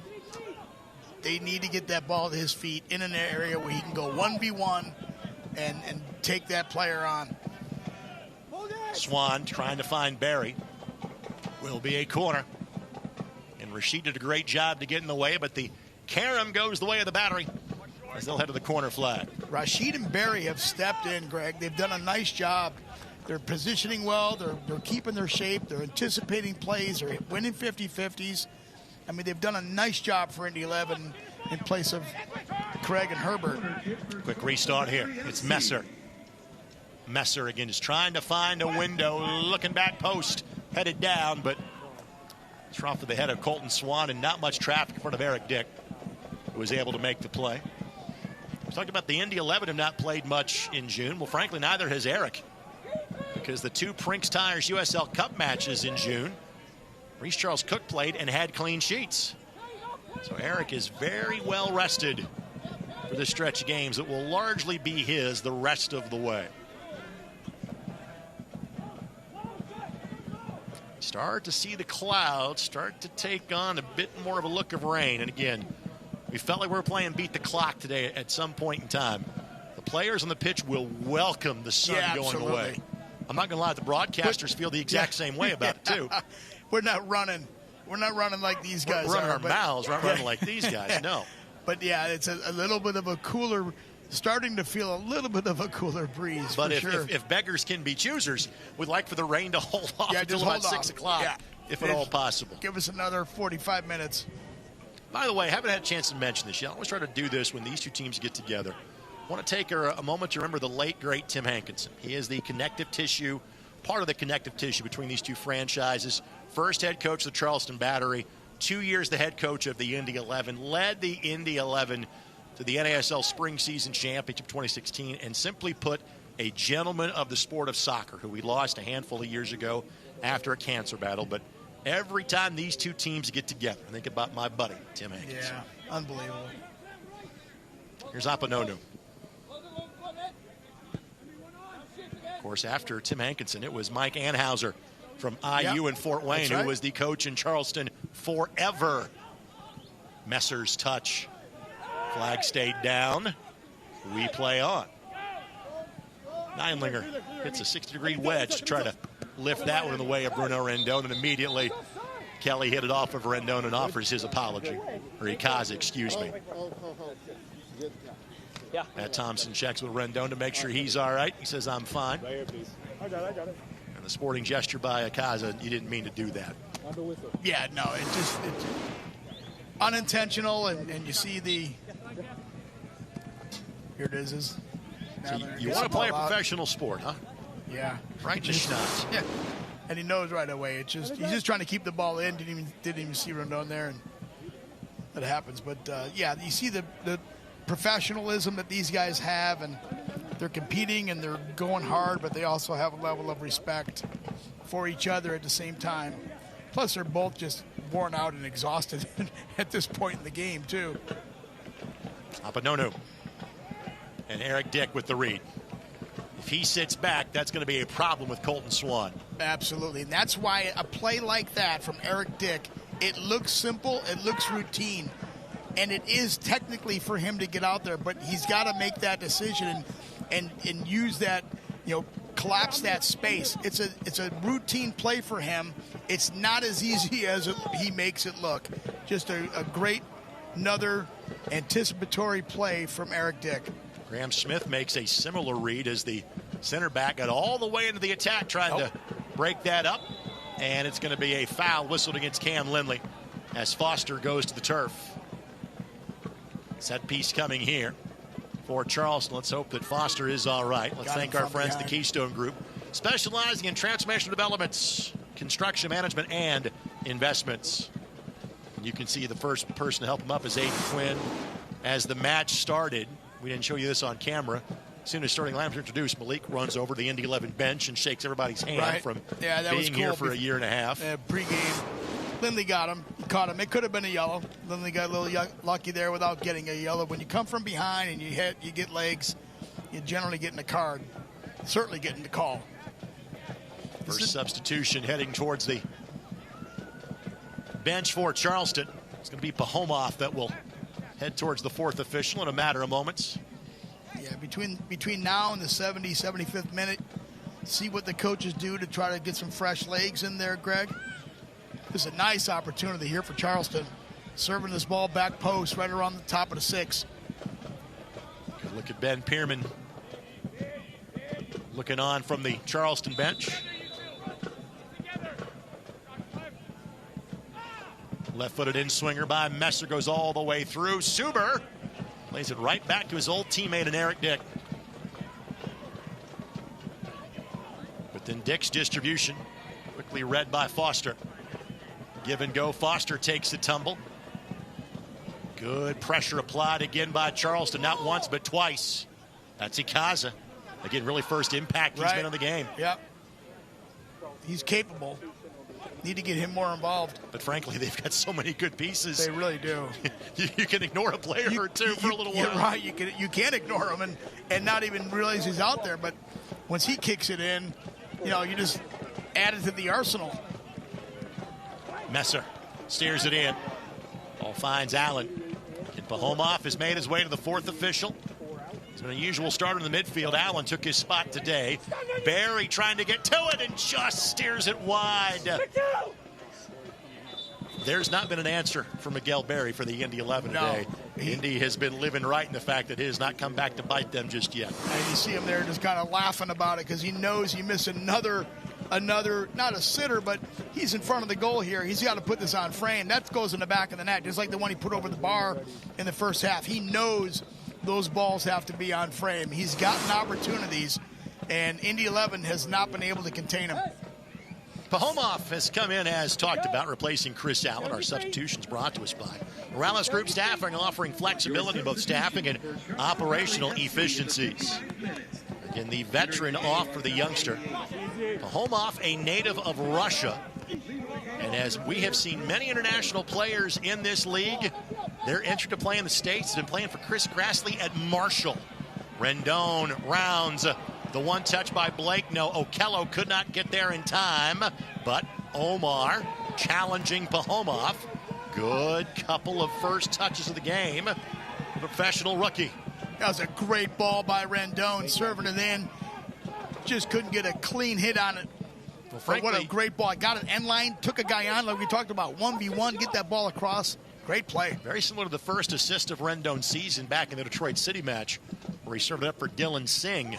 Yeah. back on March 21st. But that kind of play from Rendon is what Indy 11 really needs. Kelly just tried to sneak that one past Eric Dick. And again, the number of shots versus shots on target, not the ratio Charleston would like to see.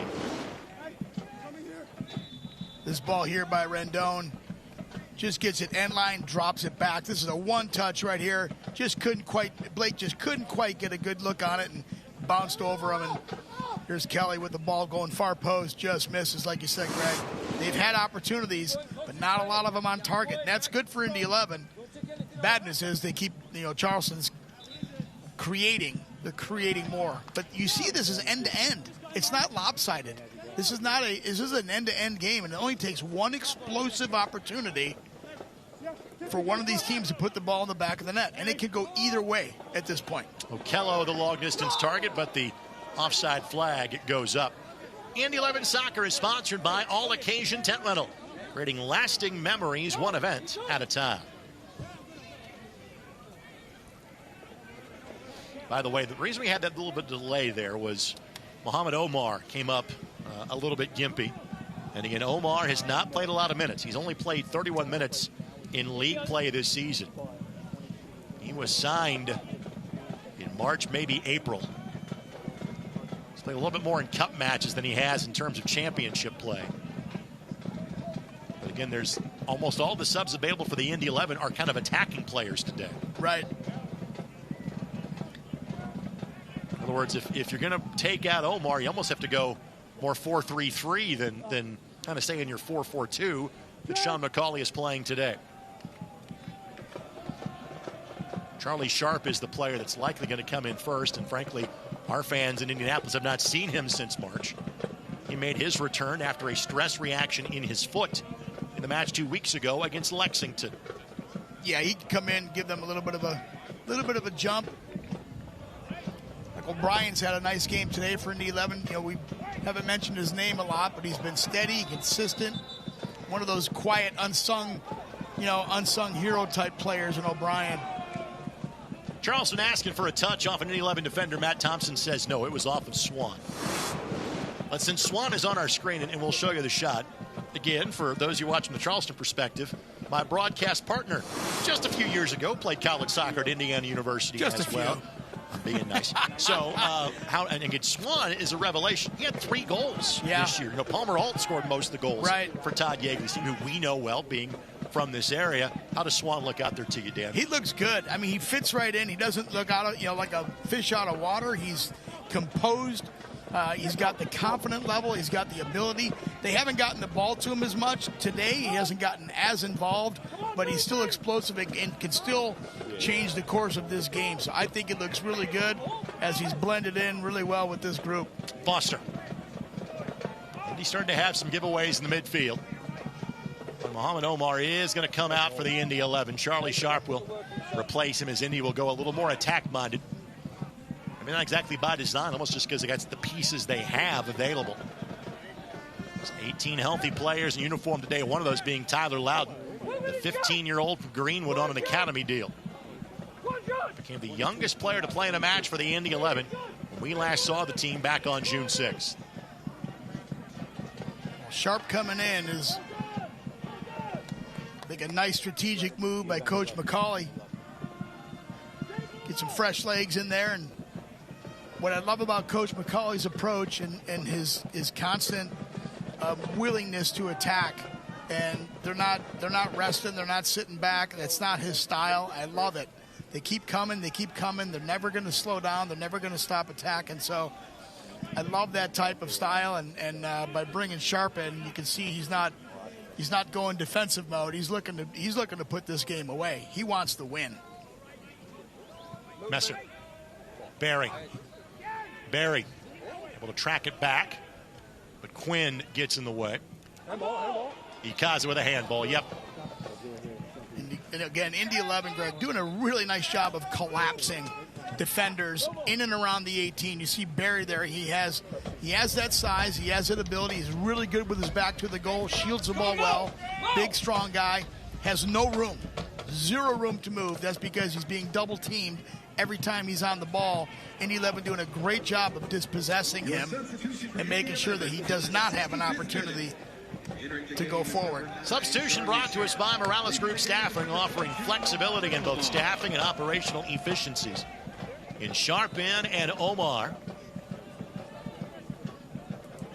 And Okello will rotate back to, frankly, his more normal midfield position again. Right. Frankly, Okello is built like a target forward.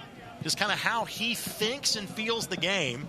He has much more of a comfort level. Yeah. He's playing kind of a holding mid. Yeah, he does. He likes space. He's not as, Rendon's more 1v1, take a player on. Okello is more, he likes to have space. He likes to have the vision in front of him, be able to distribute the ball. So I think he, like you said, Greg, I think he's much more comfortable there, and we'll see how it plays out. Sharp being up top, great fresh legs, just a great move by Coach McCauley getting him in the game and trying to create a little bit of an opportunity here for Indy 11. Fans, watch Wish TV, your local news source, online at wishtv.com, and download the All Indiana Sports app for free today.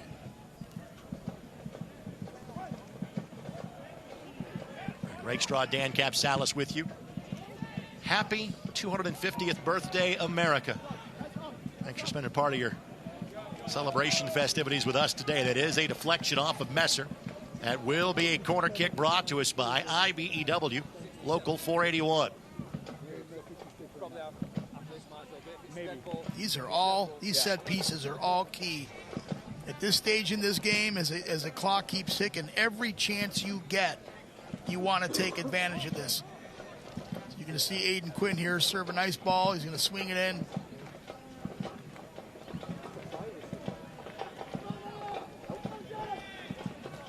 And inching ever so closer to King Kenny. Canardo Forbes' all-time assist record in the league. Look for another one here. Charleston got to head to it first. Lindley redirects to Quinn.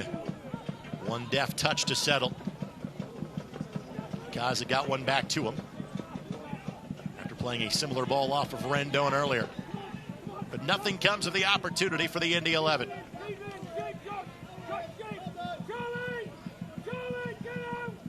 This is a time of the game, Greg, where as you're physically getting tired, you want to make sure you keep your mental focus. If something is going to go, you don't want it to be your mind. You're tired, you're hot.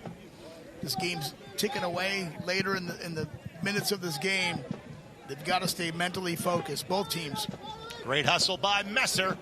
Eric Dick misjudged that, but timing is everything in life. He did so, and there was nobody really making that back post run. Nobody there, fortunately, because that was a free ball. Great read by Neidlinger. Route one ball to Sharp, and that should be a card. And that should be, is it a dog so? Is this going to be a red or a yellow? It's going to be a red. He's got a red in his right hand. Matt Thompson's waiting for some deliberation from the Charleston players, but he was the last player back. Graham Smith gets up.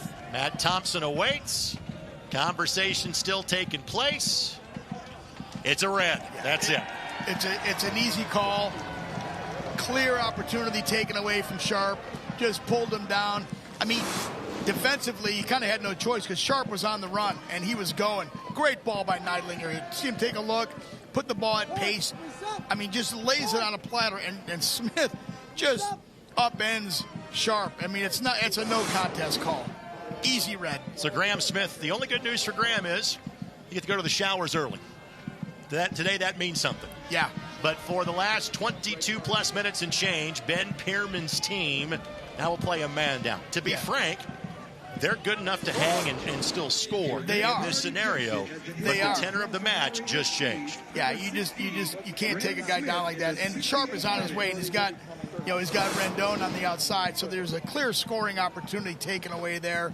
Good call, the right call, and Indy 11's got a man up here now. So what you just said, though, Greg, is true. Charleston still has every one of their attackers on the field. They might have to go a little bit more defensive in the midfield now, but Indy 11 can smell a little blood. Well, to your point, Douglas Martinez, that we in Indy 11 know very well. Dougie was a great teammate when he played for the Indy 11, part of the U.S. Open Cup run, the semis 2 years ago. And one of my favorite quotes in life is, necessity is the mother of invention. Well, they were down some players, and so Douglas ends up playing right back one day. And now he kind of plays more of a defensive role than anything else. Just a solid soccer player. He's in for Colton Swan. All of our substitutions, again, brought to us by our friends at Morales Group Staffing. Thanks, Morales Group, offering flexibility in both staffing and operational efficiencies. So Dougie Martinez is in, and Colton Swan's day is done. He now plays a man to the good for the final 22 minutes. Can they do something with it? Barry on the redirection. Suber buys about 30 yards of real estate. Charleston has that same level of depth, Greg, that so key for teams. Go to your bench and hopefully you don't miss a beat. Charleston has that type of depth as well. Well, Charleston now has made 2 substitutions in 2 windows. So if they're going to make any more subs, they have to make them all simultaneously. They're doing that math as we speak. Neidlinger's cross got steered away. Rendon redirects. And this is what I was talking about coming into the second half. Getting Neidlinger and Quinn more involved and getting them into the attack. And that's exactly what's happening here and creating those opportunities. Got a player down. Yeah, we'll step on it here. Now it's in a neutral position. Pahomov and Rendon bumped knees. Now you hope for Bruno that it's just a temporary pain, because he has been so good and frankly so durable for the Indy 11 this season. Just such a strong player, but you see it here. Yeah, they just kind of collide. All right, we're doing it now. Hydration well, break. We'll also bring us to our hydration break here for the half, and frankly that's a needed medical timeout for Bruno Rendon and for the Indy 11. It's now with a man down. It's a welcome respite for Charleston. Yep. As Ben Pierman goes to work with a man down for Charleston, you know the Pierman family very well. Tell us about it. Oh, man. You know, when I watched Ben when he was at Michigan State, and obviously when he with his coaching pedigree here with USL, but I played for his dad, Wayne. I grew up in Detroit in my teenage years, and Wayne Pierman, who was back in that day, I mean, soccer guru. I played for his dad, Wayne, for 3 or 4 years. Great guy, great coach. Really the first real coach soccer guy. It wasn't a dad, right? This guy, Wayne, was soccer in Detroit. And it's really neat to see what Ben is doing. And shout out to Wayne. And been decades since I've had connection with him or seen him. But I remember those days well. And his dad was really super nice to me and taught me a lot. And great memories. His dad recruited you to try to get you to go play at Oakland. And you ended up choosing IU, correct? That's correct. The thought was I was going to have an opportunity to go to Michigan State as well, but I always had my heart and desire to go to Indiana, and that's the way it worked out. But I remember Wayne taking me to lunch or dinner. I think I might have been 14, maybe 15, and he was already saying, hey, got to get you to Oakland. So I didn't really know at the time what Oakland really was as a young kid. But, yeah, great memories with Wayne, his dad, and great family, and nice to see Ben having such great success here. And Greg Rakestraw, Dan Capsalis with you here on MyIndy TV and ESPN+. First of 2 meetings for these 2 teams this season. These 2 will finish the regular season against each other at Patriots Point on October the 24th. So again, let's face it, Indy, while the impactful chances have been even, the possession and large majority of shots have belonged to the visitors. Correct. Now how does that change with 20-plus minutes left to go, with the math now being different? I think it favors Indy 11. It's just 20 minutes now. This game has gone on. We can feel it. It's a little cooler. There's a little bit more of a cooler breeze. The sun has disappeared a little bit. I think this is when you turn it on. You've got 20 minutes left. Then you get a nice long rest, right? You go hard for 20 minutes. I think Indy 11's got to take advantage of that extra player, put another player forward. Charleston has the power to go forward, but they're going to be in more of a defensive shell in the next 20 minutes. Well, possession before the red card was 64-36. See how that changes now towards the end of the match. And I love it when Indy 11 with Neidlinger getting forward. He didn't do much of that in the first half. It was tough. with the heat. You don't want to expend yourself with the runs. But with Quinn on the outside, but Neidlinger's been getting more involved in the attack with a couple of crosses already here in the second half. Like to see more of that. Pull that Charleston defense out a little bit, then change a point of attack, get that ball across, look for that one-touch redirect. Indy 11 is capable of doing it. Indy 11 Soccer, sponsored by Dormacaba. Dormacaba for every place that matters. Hughes, Andy Cabrera, Laurent Kisiadou. So all three available subs will enter for the Charleston Battery simultaneously when given the next opportunity. And you talked about the available pieces from a depth standpoint in Charleston. You know, they are not mighty in number. They really have 19 kind of positional or field players.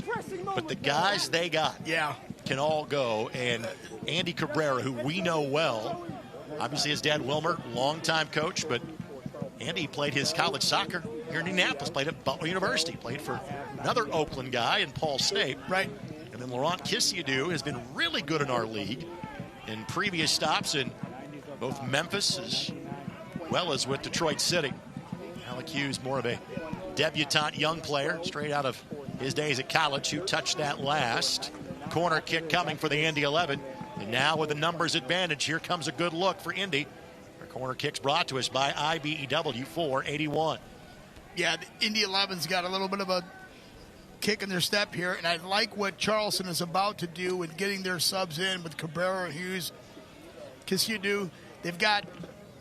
They need the fresh legs. So this is a good transition, good time for these guys to come in and try to give them a little bit, not just maybe a jump, but just get the guys that have been on this field a little bit of a rest and make sure that they keep control of this game and keeping the ball out of the back of the net. But this will be a good sub for Charleston.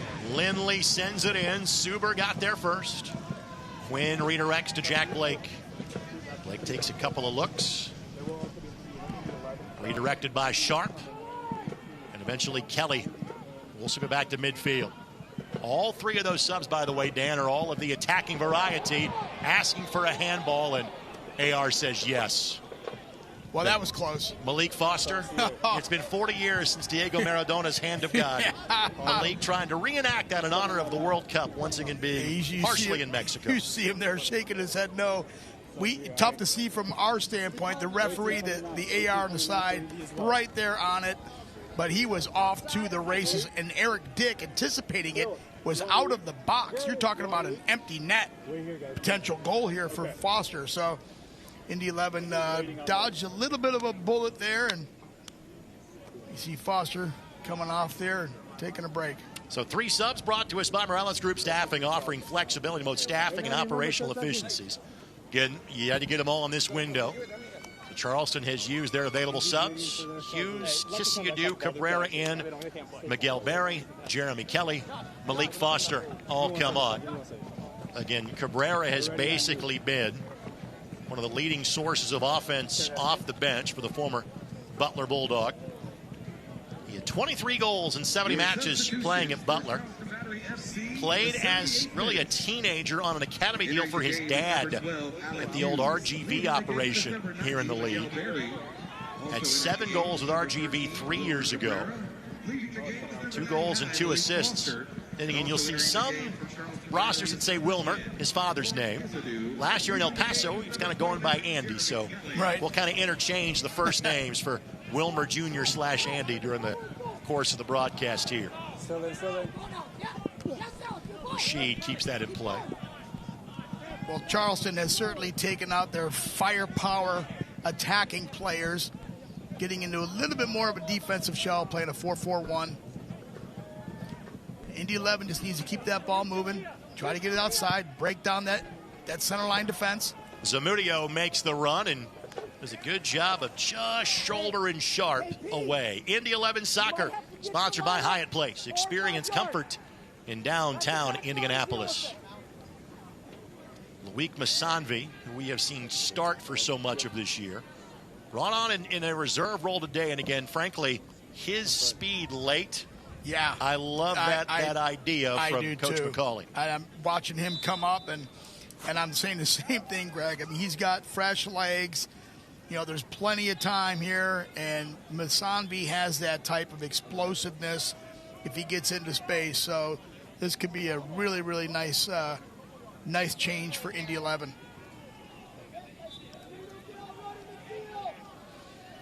Now Thompson saying, let's get on with it, fellas. And again, folks, Charleston is not going to sit here and try to just get a draw. They feel even with a man down, they have the offensive firepower to get one and still pick up the full 3 points on the road. And they've got some fresh legs in there to do it. So they're not sitting back, but they know that they're at a little bit of a disadvantage being a man down.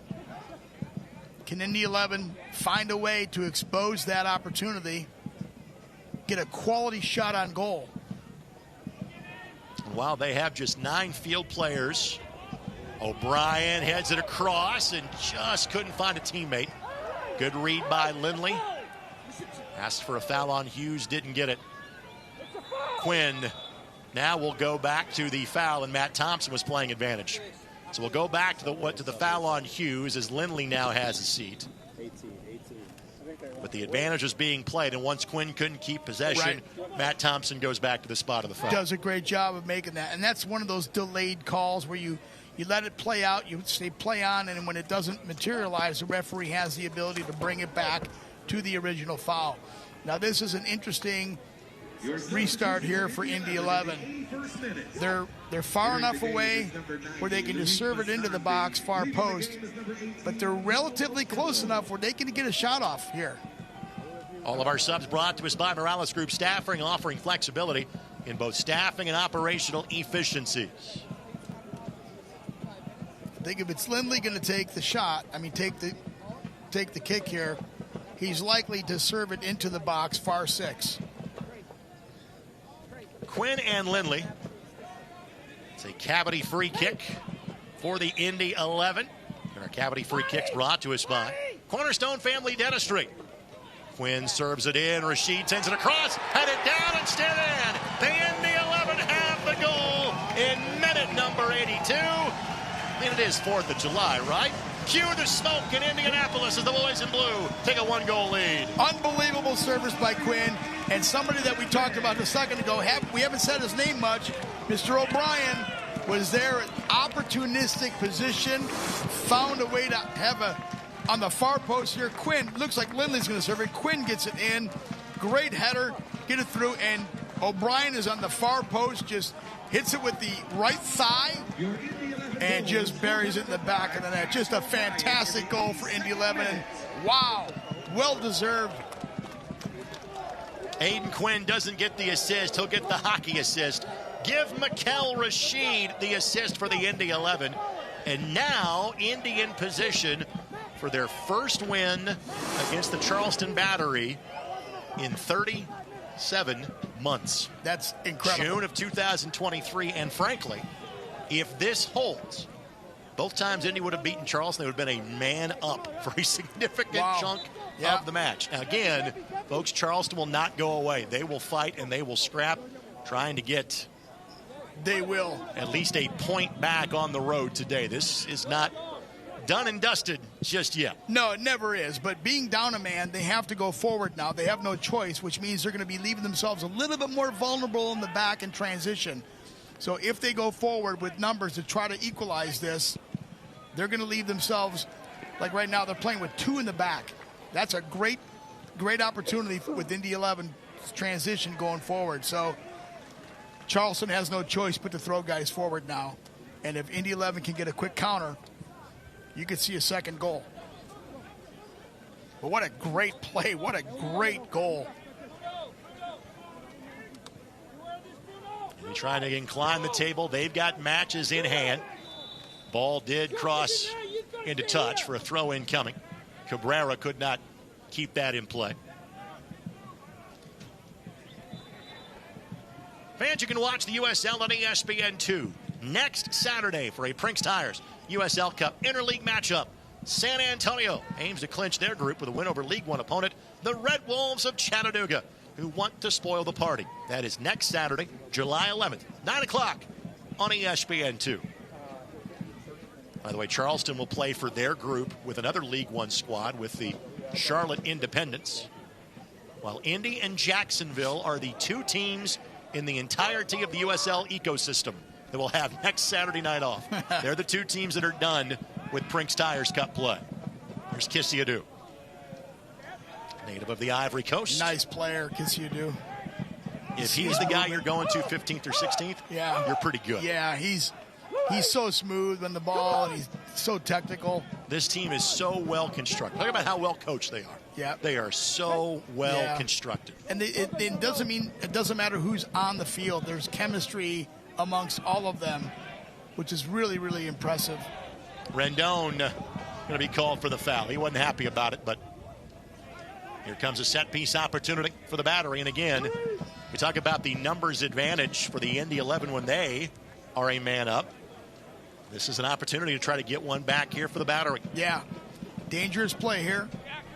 Messer's going to serve it far 6. Our final 5 minutes presented by your Central Indiana Ford dealers. Proud sponsor of Indy 11 Soccer. Visit your local Central Indiana Ford dealer today. Indy 11 have to stay disciplined here. They've got to stay focused. Keep numbers up in the back. And like they've been doing the entire game, swarming anybody with the ball, winning that 50-50 ball here.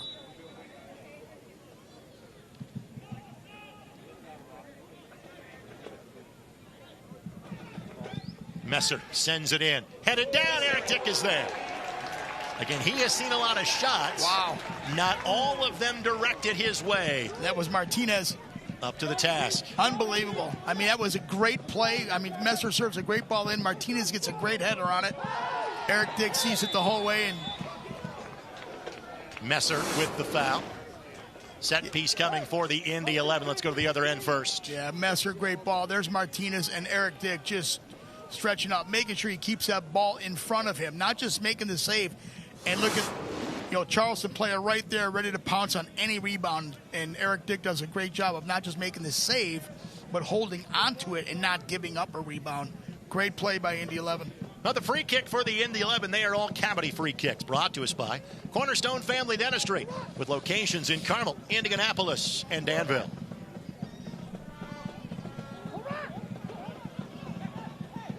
Similar ball here by Lindley. He's going to serve it to the far 6. Try to isolate the keeper on the line. Neidlinger out wide. Nice ball. He redirects, but like the idea, overhit it a bit. Messer will like to keep it in play. And Quinn walks the tightrope with Cabrera on his hip. And that should be a throw for the Indy 11. It is. Like that simple play with Lindley and Neidlinger there. And Sharp gives the Indy 11 something they frankly have been missing since his absence. That is a target forward to play off of. And he attracts attention. So he's going to not just be that target forward, getting him the ball. Even if they don't get him the ball, he's attracting attention in a way and creating space for players around him. So he becomes, sometimes when he has the ball, he's obviously very dangerous, but he can also become a little bit of a decoy because he's going to attract a defender no matter where he is on the field. Ikaza just kind of lost track of where he was on the field, which leads us to a corner brought to us by IBEW 41. And part of the sands of the hourglass starting to slip through a little quicker now, and that's a good thing for the boys in blue. And again, this is what I love about Coach McCauley, coach teams. They don't take their foot off the pedal. They're up a goal. They don't need to score another goal to win this game, but they're looking for that second goal. Lindley will restart. Ikaza was on the turf.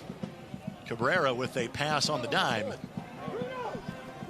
Said it many times, the best defense is a good offense. If you have the ball, you're not defending. So you're in the attack. Indy 11 is doing a nice job of holding this ball and keeping it in Charleston's defensive end. Time management becomes big too. We'll try this again.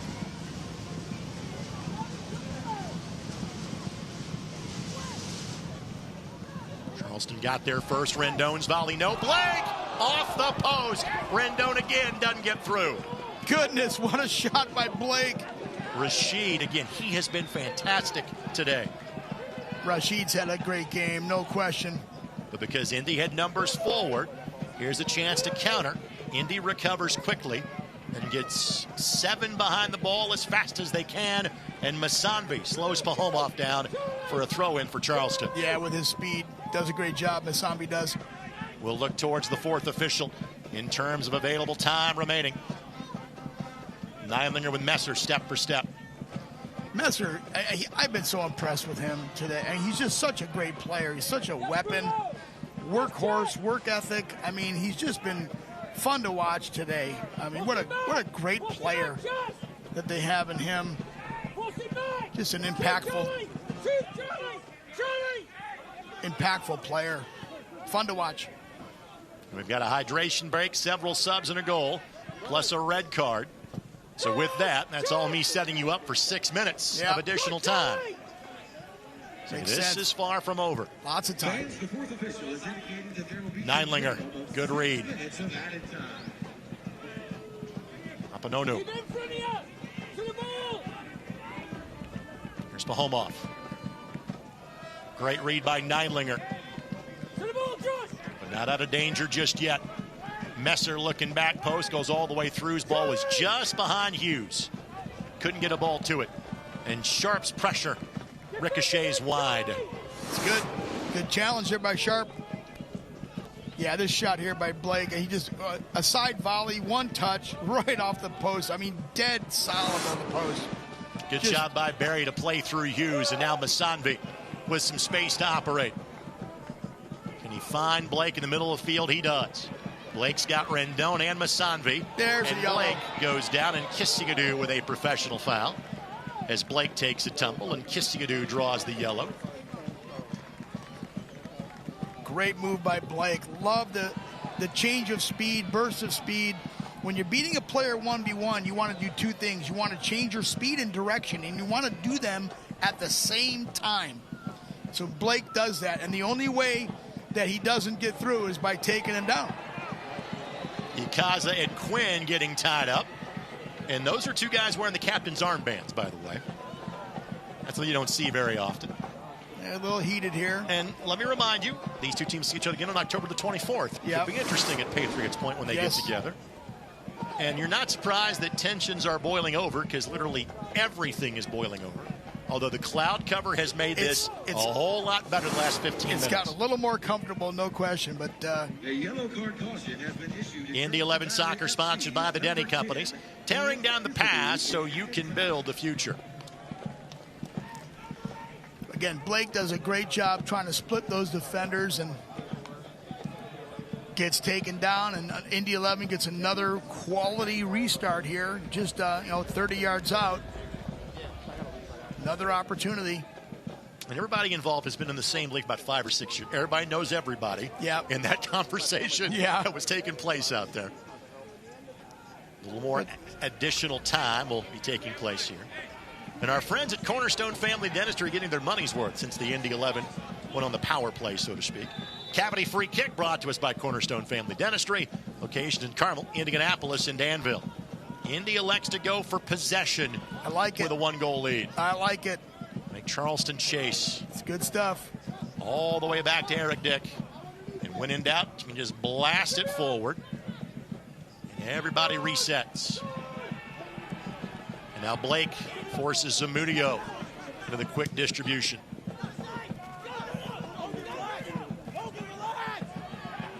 Blake, Sharp. Just trying to get himself into position. Left it for a teammate that wasn't there. Thought Blake was coming in. Blake went to the far post, and Sharp just tried to toe poke it to him, thought he was there. But again, as long as Indy 11 has the possession, they're in control of this game. There's Masanvi's speed. There's Rendon by his lonesome. Rendon! Make it 2 for the Indy 11 and make it all 3 points against one of the best teams in the league. Cue the smoke one more time in Indy as the 3 points are staying home on July 4th. Fantastic play. Another opportunistic play, and Rendon does not waste that opportunity. comes out.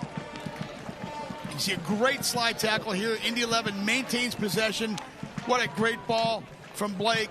And Rendon takes a look, and I think he puts it right through Zamudio's legs. And just a simple touch. And, man, great celebration. Love it. You don't have any good recipes for July 4th that involve nutmeg? Look pretty good. That's pretty good. 11 there. So Rendon gets his 9th in all competitions, his 7th in championship play. And those fans that brave the elements today get rewarded for what they have seen from the Indy 11. Make no mistake about it. The red card changed the dynamic of this game. It did. But Indy forced the red and then took advantage of the conditions. They created that opportunity, and then you create your own luck. And that transition we talked about, because Charleston being down a man, they're going to have to go forward. They did, and in that quick counter that you saw, Blake gives a great ball to Rendon. That quick counter is what it takes, and Rendon does a great job of keeping his composure. He takes a quick glance up on that shot before he takes it, sees where the keeper's coming out. Zamudio does his best he can to try to make himself big, come out, and Rendon just slots it home. And Indy 11 is in full control of this game, and they're going to get 3 points here today. Fantastic. Well, the Indy 11, again, they have now gotten points in every league home match this year. The only match in which they didn't get the full 3 was a match that they felt aggrieved by an official's call-in. They 1-1 draw against the Hounds on April the 4th, where the league, based after the fact, hey, that should have been goalkeeper interference that was called and was not. Where Indy should have held on to a 1-0 victory against the Hounds that game. And when Indy has historically had, and you say this about any team, but especially in the history of the Indy 11, when they have had their best teams, they have picked up a whole lot of points in their building. In 2016, they did not lose a home match. They won all but 3 as the whistle has just blown. Storytime with Uncle Greg continues in the postgame show. Indy 11-2 and the Charleston Battery 0. Good win today for the Indy 11. Absolutely fantastic. These guys deserve this tonight. As the weather broke and got a little cooler, you saw the level of play increase on both sides. So it became more of a chess match, stalemate chess match, and it became more of a little bit of a running game. And Indy 11 took advantage of it. They did it well. So the Indy 11 jump up to 21 points in the Eastern Conference standings. Charleston tastes defeat for the first time since May 23rd. Post-match coverage comes your way next on My Indy TV and ESPN+. Odds are, you know the way to a person's heart is through their stomach, but maybe don't know much about complex blood and bone cancers.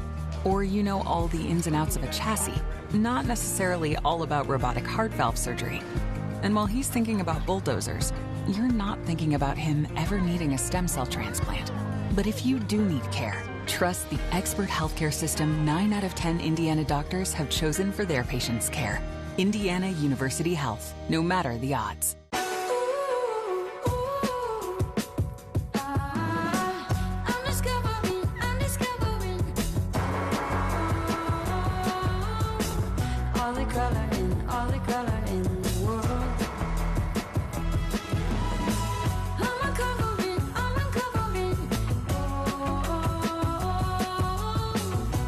Bring color to life with the very best paint, only at your Sherwin-Williams store. Deep inside you, there's a spark waiting to be ignited, a yearning for a real connection, something that truly moves you. Find experiences that stir your soul in our new Kentucky home, where amazing nature and authentic bluegrass inspire you, where world-renowned bourbon and horses wow you. Kentucky, find what moves you. Tonight's match is presented by your Central Indiana Ford dealers, a proud sponsor of Indy 11 soccer. Visit your local Central Indiana Ford dealer today. And by IU Health. Indiana University Health is proud to be the official health care and sports medicine provider of the Indy 11, supporting athletes in our community with expert orthopedic and sports injury care close to home. Wins against the Louisvilles, Charlestons, and Tampa Bays of the world have been tough to come by for the Indy 11. Yes, a red card certainly helped, but Indy took advantage of it. The red card against Graham Smith comes in the 68th minute. Indy finds 2 goals after it, and frankly, Dan, it all comes back to the read that Logan Neiliger made to go central and not veer it back out wide. Right. That's what leads to everything for Indy. Great ball by Neiliger. He sees Sharp making that run, and unless Sharp gets taken down, he's going to goal, and that's why you see the red, because it was a clear takedown from behind one and taking away a scoring opportunity. So that changed the whole momentum of the game. And that is our Securing the Win moment, brought to us by Allegiant. The goals that would follow from Josh O'Brien as well as Bruno Rendon. Sean McCauley and players will head to the Brickyard Battalion members that brave the conditions today and thank them, and then they will make their way to us for post-game interviews. Those are scheduled as of now with Josh O'Brien and Mikel Rashid. Post-match coverage continues next on My Indy TV. This copyrighted telecast of the United Soccer League cannot be retransmitted, rebroadcast, or reproduced without the express written consent of the United Soccer League.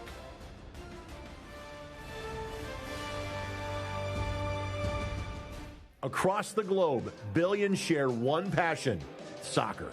And here in the Hoosier State, that passion belongs to the Indy 11. Fast-paced action, electric crowds, and a team that represents Indiana every time they step on the field. Make it 7 for Bruno Rendon. Chance to cue the smoke in Indianapolis. Indy 11, the world's game, Indiana's team. Secure your seats today at Indy11.com. Droplight is a venture studio. We don't sit on the sidelines. We build inside the brand. From stadiums to festivals to the fastest tracks in the world. We turn brands into something people feel. Turning ideas into traction, partnerships into pressure, and momentum you can't ignore. This is Ignition. This is Droplight. Fuel for brave brands.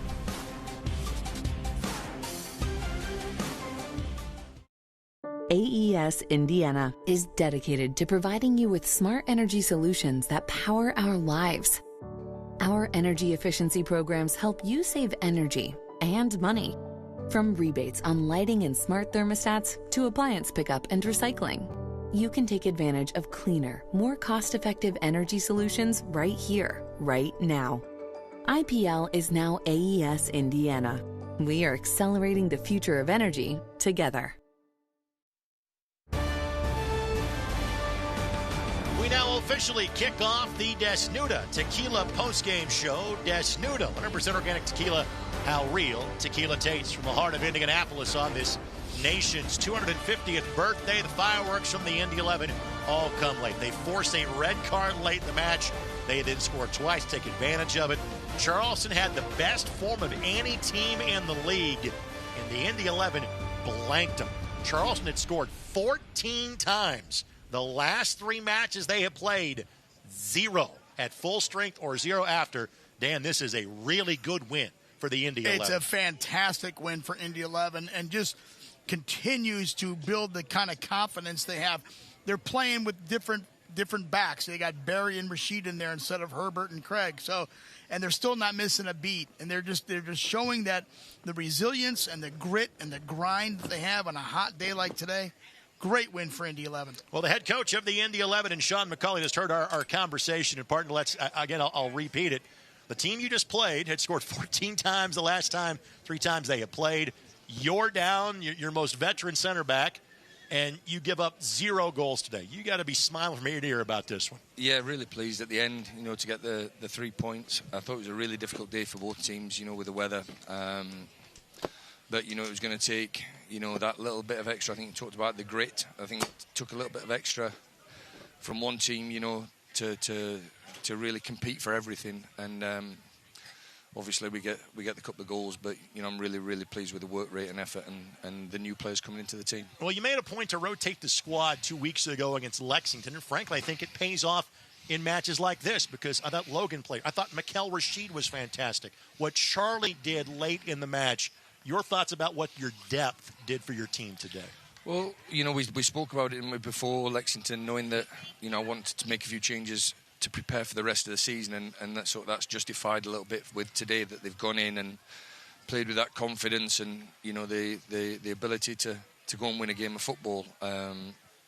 But again, it comes down to the players at the end. The players are giving absolutely everything. We can't ask for anything more from them. And today we've got the 3 points, which is a big 3 points for us, because when we're at home in front of our own supporters, we want to make sure that we don't no team leaves here with anything. But when you're looking at their squad, you're thinking before the game that we're both up there near the top. It could be a stalemate with this weather, but to get a couple of goals and the 3 points is really important for us. Yeah, Coach, and they just continue to show grit, and they're fighting, and it's fun to watch them just continue to fight for those, whether it's a 50-50 ball or just that extra step. And it's even more fun to watch you celebrate a goal. I love it. It's fun to watch you have fun. Yeah. I'm pleased. Like I said, that the squad is as close. I've said this before. It's got such a good chemistry to it, such a good camaraderie with each other, that they will fight and work for each other. And we might not have the best, in terms of when we go and take the field. But one thing we have got is no team will outwork us. One guy that was, again, he's not new to the field, but kind of new to the starting 11, and part of it was just simply the numbers that are available. What are your thoughts on the job that Mohamed Omar did in the 60-plus minutes he played for you today? Really good. We changed the shape a little bit because, like I said, they've scored 14 goals last 3 games. We changed the shape to be more of a 4-4-2, and we played 2 narrow midfield players in the wide areas with Josh and Jack, so it allowed Mo and Cam to sit a little bit and protect the back 4, because we knew that Mikel and Hez hadn't had many games and a bit of inexperience, but they had a little bit of experience in front of them with Cam and Mo, and I thought they did a really, really good job. Well, congratulations on the win. Go find something cold to drink and someplace cold to sit. We'll talk to you in a couple of weeks. Thank you. Appreciate that. Sean McCulloch, head coach of the Indy 11. We'll take this quick time out. When we come back, Mikel Rashid and Josh O'Brien. So that's going to be our player interviews this afternoon. Indy 2, Charleston 0.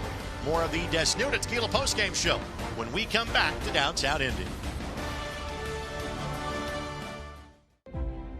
Deep inside you, there's a spark waiting to be ignited, a yearning for a real connection, something that truly moves you. Find experiences that stir your soul in our new Kentucky home, where amazing nature and authentic bluegrass inspire you, where world-renowned bourbon and horses wow you. Kentucky, find what moves you. This is Paul. He loves running, music, and DIY home projects. In fact, he's remodeling his kitchen thanks to a home equity line of credit from Indiana Members Credit Union. They connected him with a loan officer, got him approved at a great low rate, and made it easy for him to make his monthly payment from anywhere thanks to IMCU's digital banking. Looks like Paul can do it all with a little help from IMCU. Every place has a purpose, and the people who inhabit those places have their own reasons for being there. The last thing on their minds should be concerns about the safety of the places they are in. When it comes to security and safety for all the places that matter, Dormakaba offers a seamless flow of integrated solutions that allow people to move securely about their daily lives. Because the places that matter to you matter to us. Time now for our Desnuda Tequila Shot of the Game. Desnuda, 100% organic tequila. How real tequila tastes. Give Mikel Rashid the assist. Give Josh O'Brien the goal. And in all competitions, the second leading goal scorer for the Indy 11 this season is the man that joins us now in Josh O'Brien. That is number 4 of the year. Most importantly, it's all 3 points. And I guess after that, Josh, that's a heck of a shift you put in, and given today's conditions. How you feeling after this one? Yeah, pretty tired. We knew coming in it was going to take everybody on the field and off the bench, so we're just happy to get 3 points in the end. Well, let's talk about kind of, again, you knew what the forecast was going to be all week long. You knew what the game time was going to be all season long. What did you and your teammates do, training off the pitch, et cetera, to make yourself as ready for these conditions today as possible? Yeah, the staff just told us to hydrate as much as possible and get our feet up after practice, especially on Thursday and Friday. So we knew coming in it was going to be hot, so hydration was key for this game especially. Josh, your consistency is so fun to watch. I mean, you're out there just doing your job and you're making it look simple. You're not doing anything flashy. Walk us through that goal. You found yourself on the far post, unmarked, perfectly opportunistic. I mean, it was a great goal. First of all, great ball that was served to you. Talk about what you saw there. Yeah, what the gaffer always says, if you can't get the first touch, make sure you're in there for the second touch. So something we work a lot on in practice. And when I saw Mikel go up, I just knew to be there, and I got lucky in the end, in the right place at the right time. I thought Charlie was going to get it, honestly, but then I got a little bit of luck to get another goal. Josh, now your mindset is kind of both equal offense and defense. In the old days, it was primarily defense. But again, the team you just played had scored 14 times. The last 3 times out, they scored 14 less than that today. What did you guys do so well defensively to keep them out of the back of the net?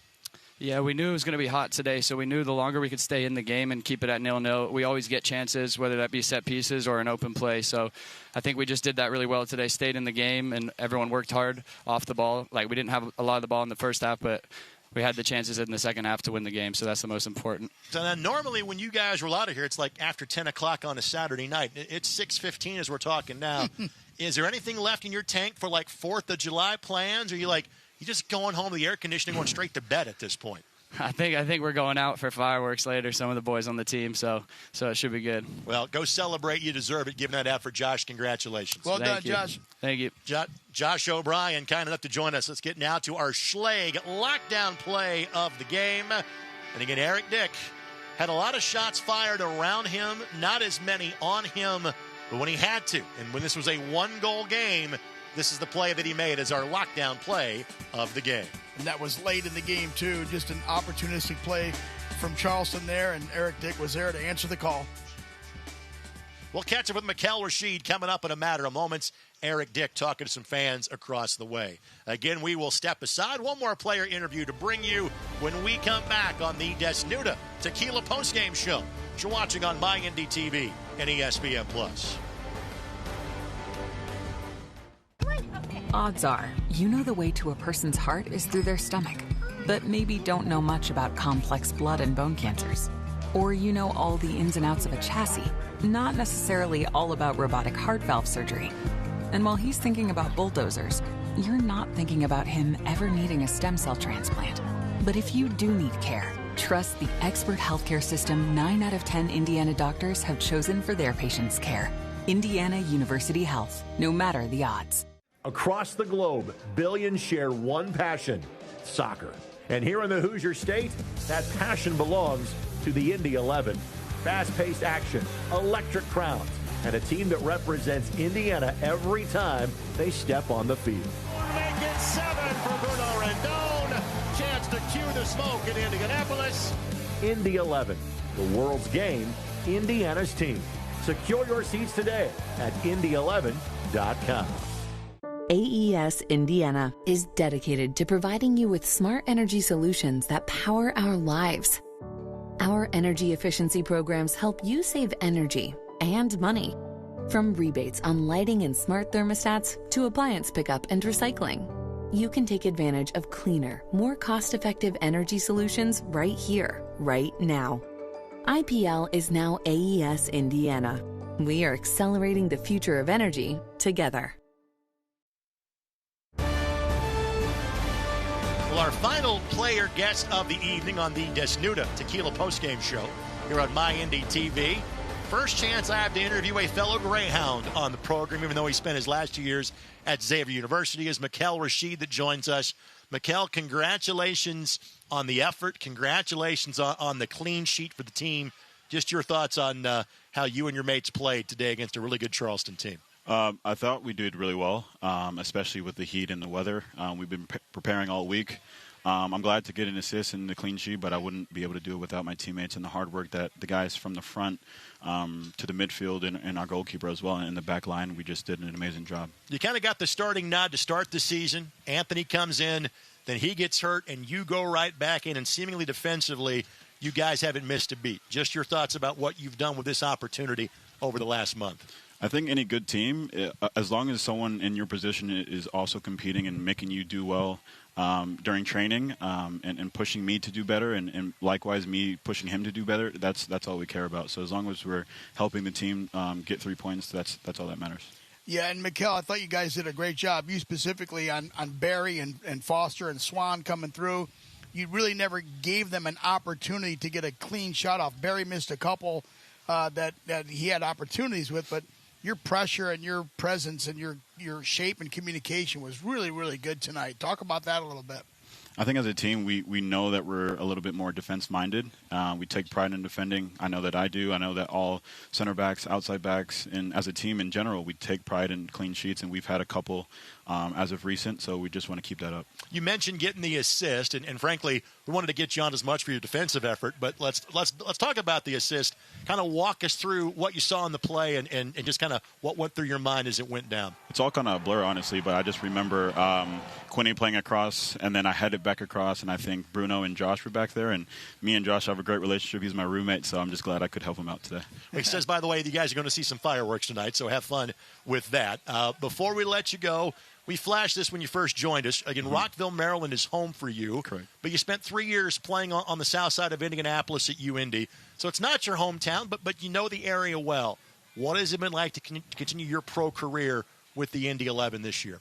I think it's always kind of been a dream. At least when I was in college at UIndy, we used to play against Indy 11. So I think ever since I started playing against them, I kind of imagined myself here. And now that I'm here and I know people within the city and the state, like you said, it's almost like my second home. Go find some air conditioning or a cold tub or both. Congrats on the win. Enjoy the rest of your 4th of July. Thank you.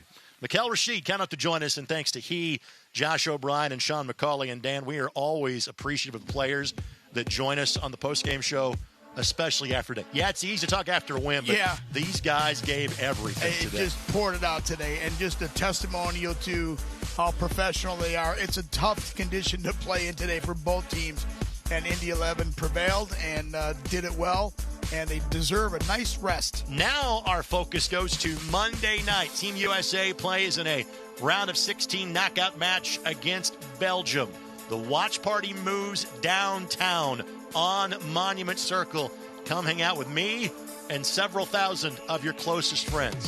JMV broadcast live on the Circle from 3 until 6. Party is from 6 until 8. Trust me, the party goes on at 8, but it's a little more quiet as we focus on watching the broadcast at 8 o'clock. Admission is free. Presented by Michelob Ultra, official beer sponsor of FIFA World Cup 2026. And thanks to our friends at Keystone Construction as well. As mentioned, the Indy 11 now are off next weekend. After that, they will play their next 2 on the road. The next time the Indy 11 are at home will be Princess Night. That is July 25th at 7 o'clock against Loudoun United. Dan nor I will not dress like this. However, princesses are encouraged. You don't want that. Gates are open at 6 o'clock. Meet and greet at 6 until 8. Here is what's coming up for the Indy 11. At Miami a week from Wednesday. At Detroit, we'll have the road broadcast of that game in 2 weeks. Home for Loudoun United. Then at San Antonio on national TV with a Sunday match against Hartford on August the 9th. Simply put, this may be the best win so far for the Indy 11 this season. Charleston had not lost since May 23rd. A red card in the second half certainly helped, but the Indy 11 took advantage. Goals by Josh O'Brien and Bruno Rendon. They've combined for 13 this season, and it adds up to the full 3 points for the Indy 11. Good night, and happy birthday, America.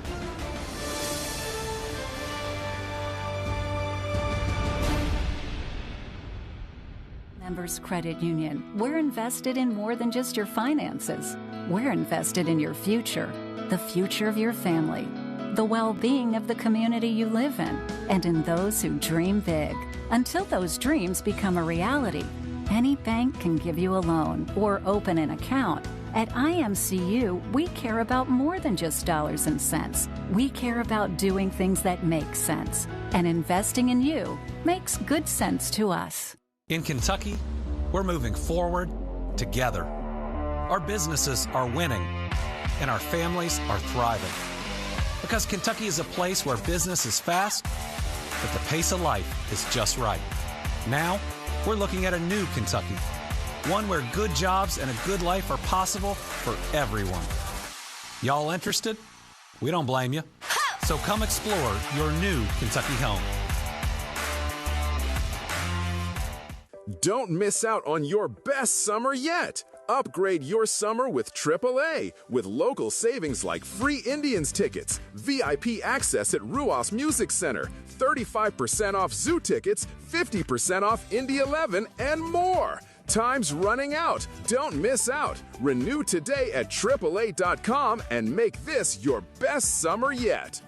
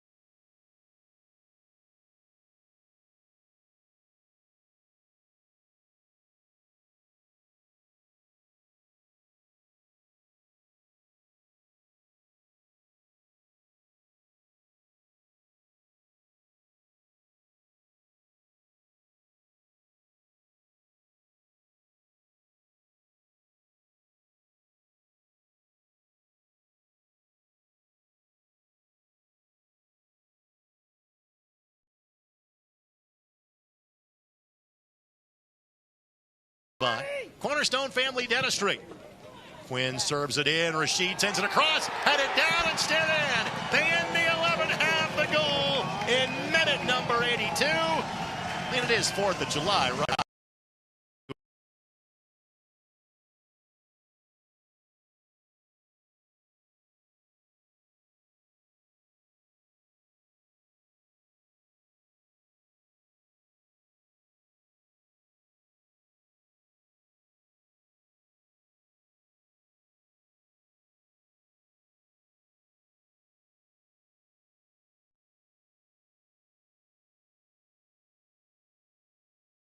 By Cornerstone Family Dentistry.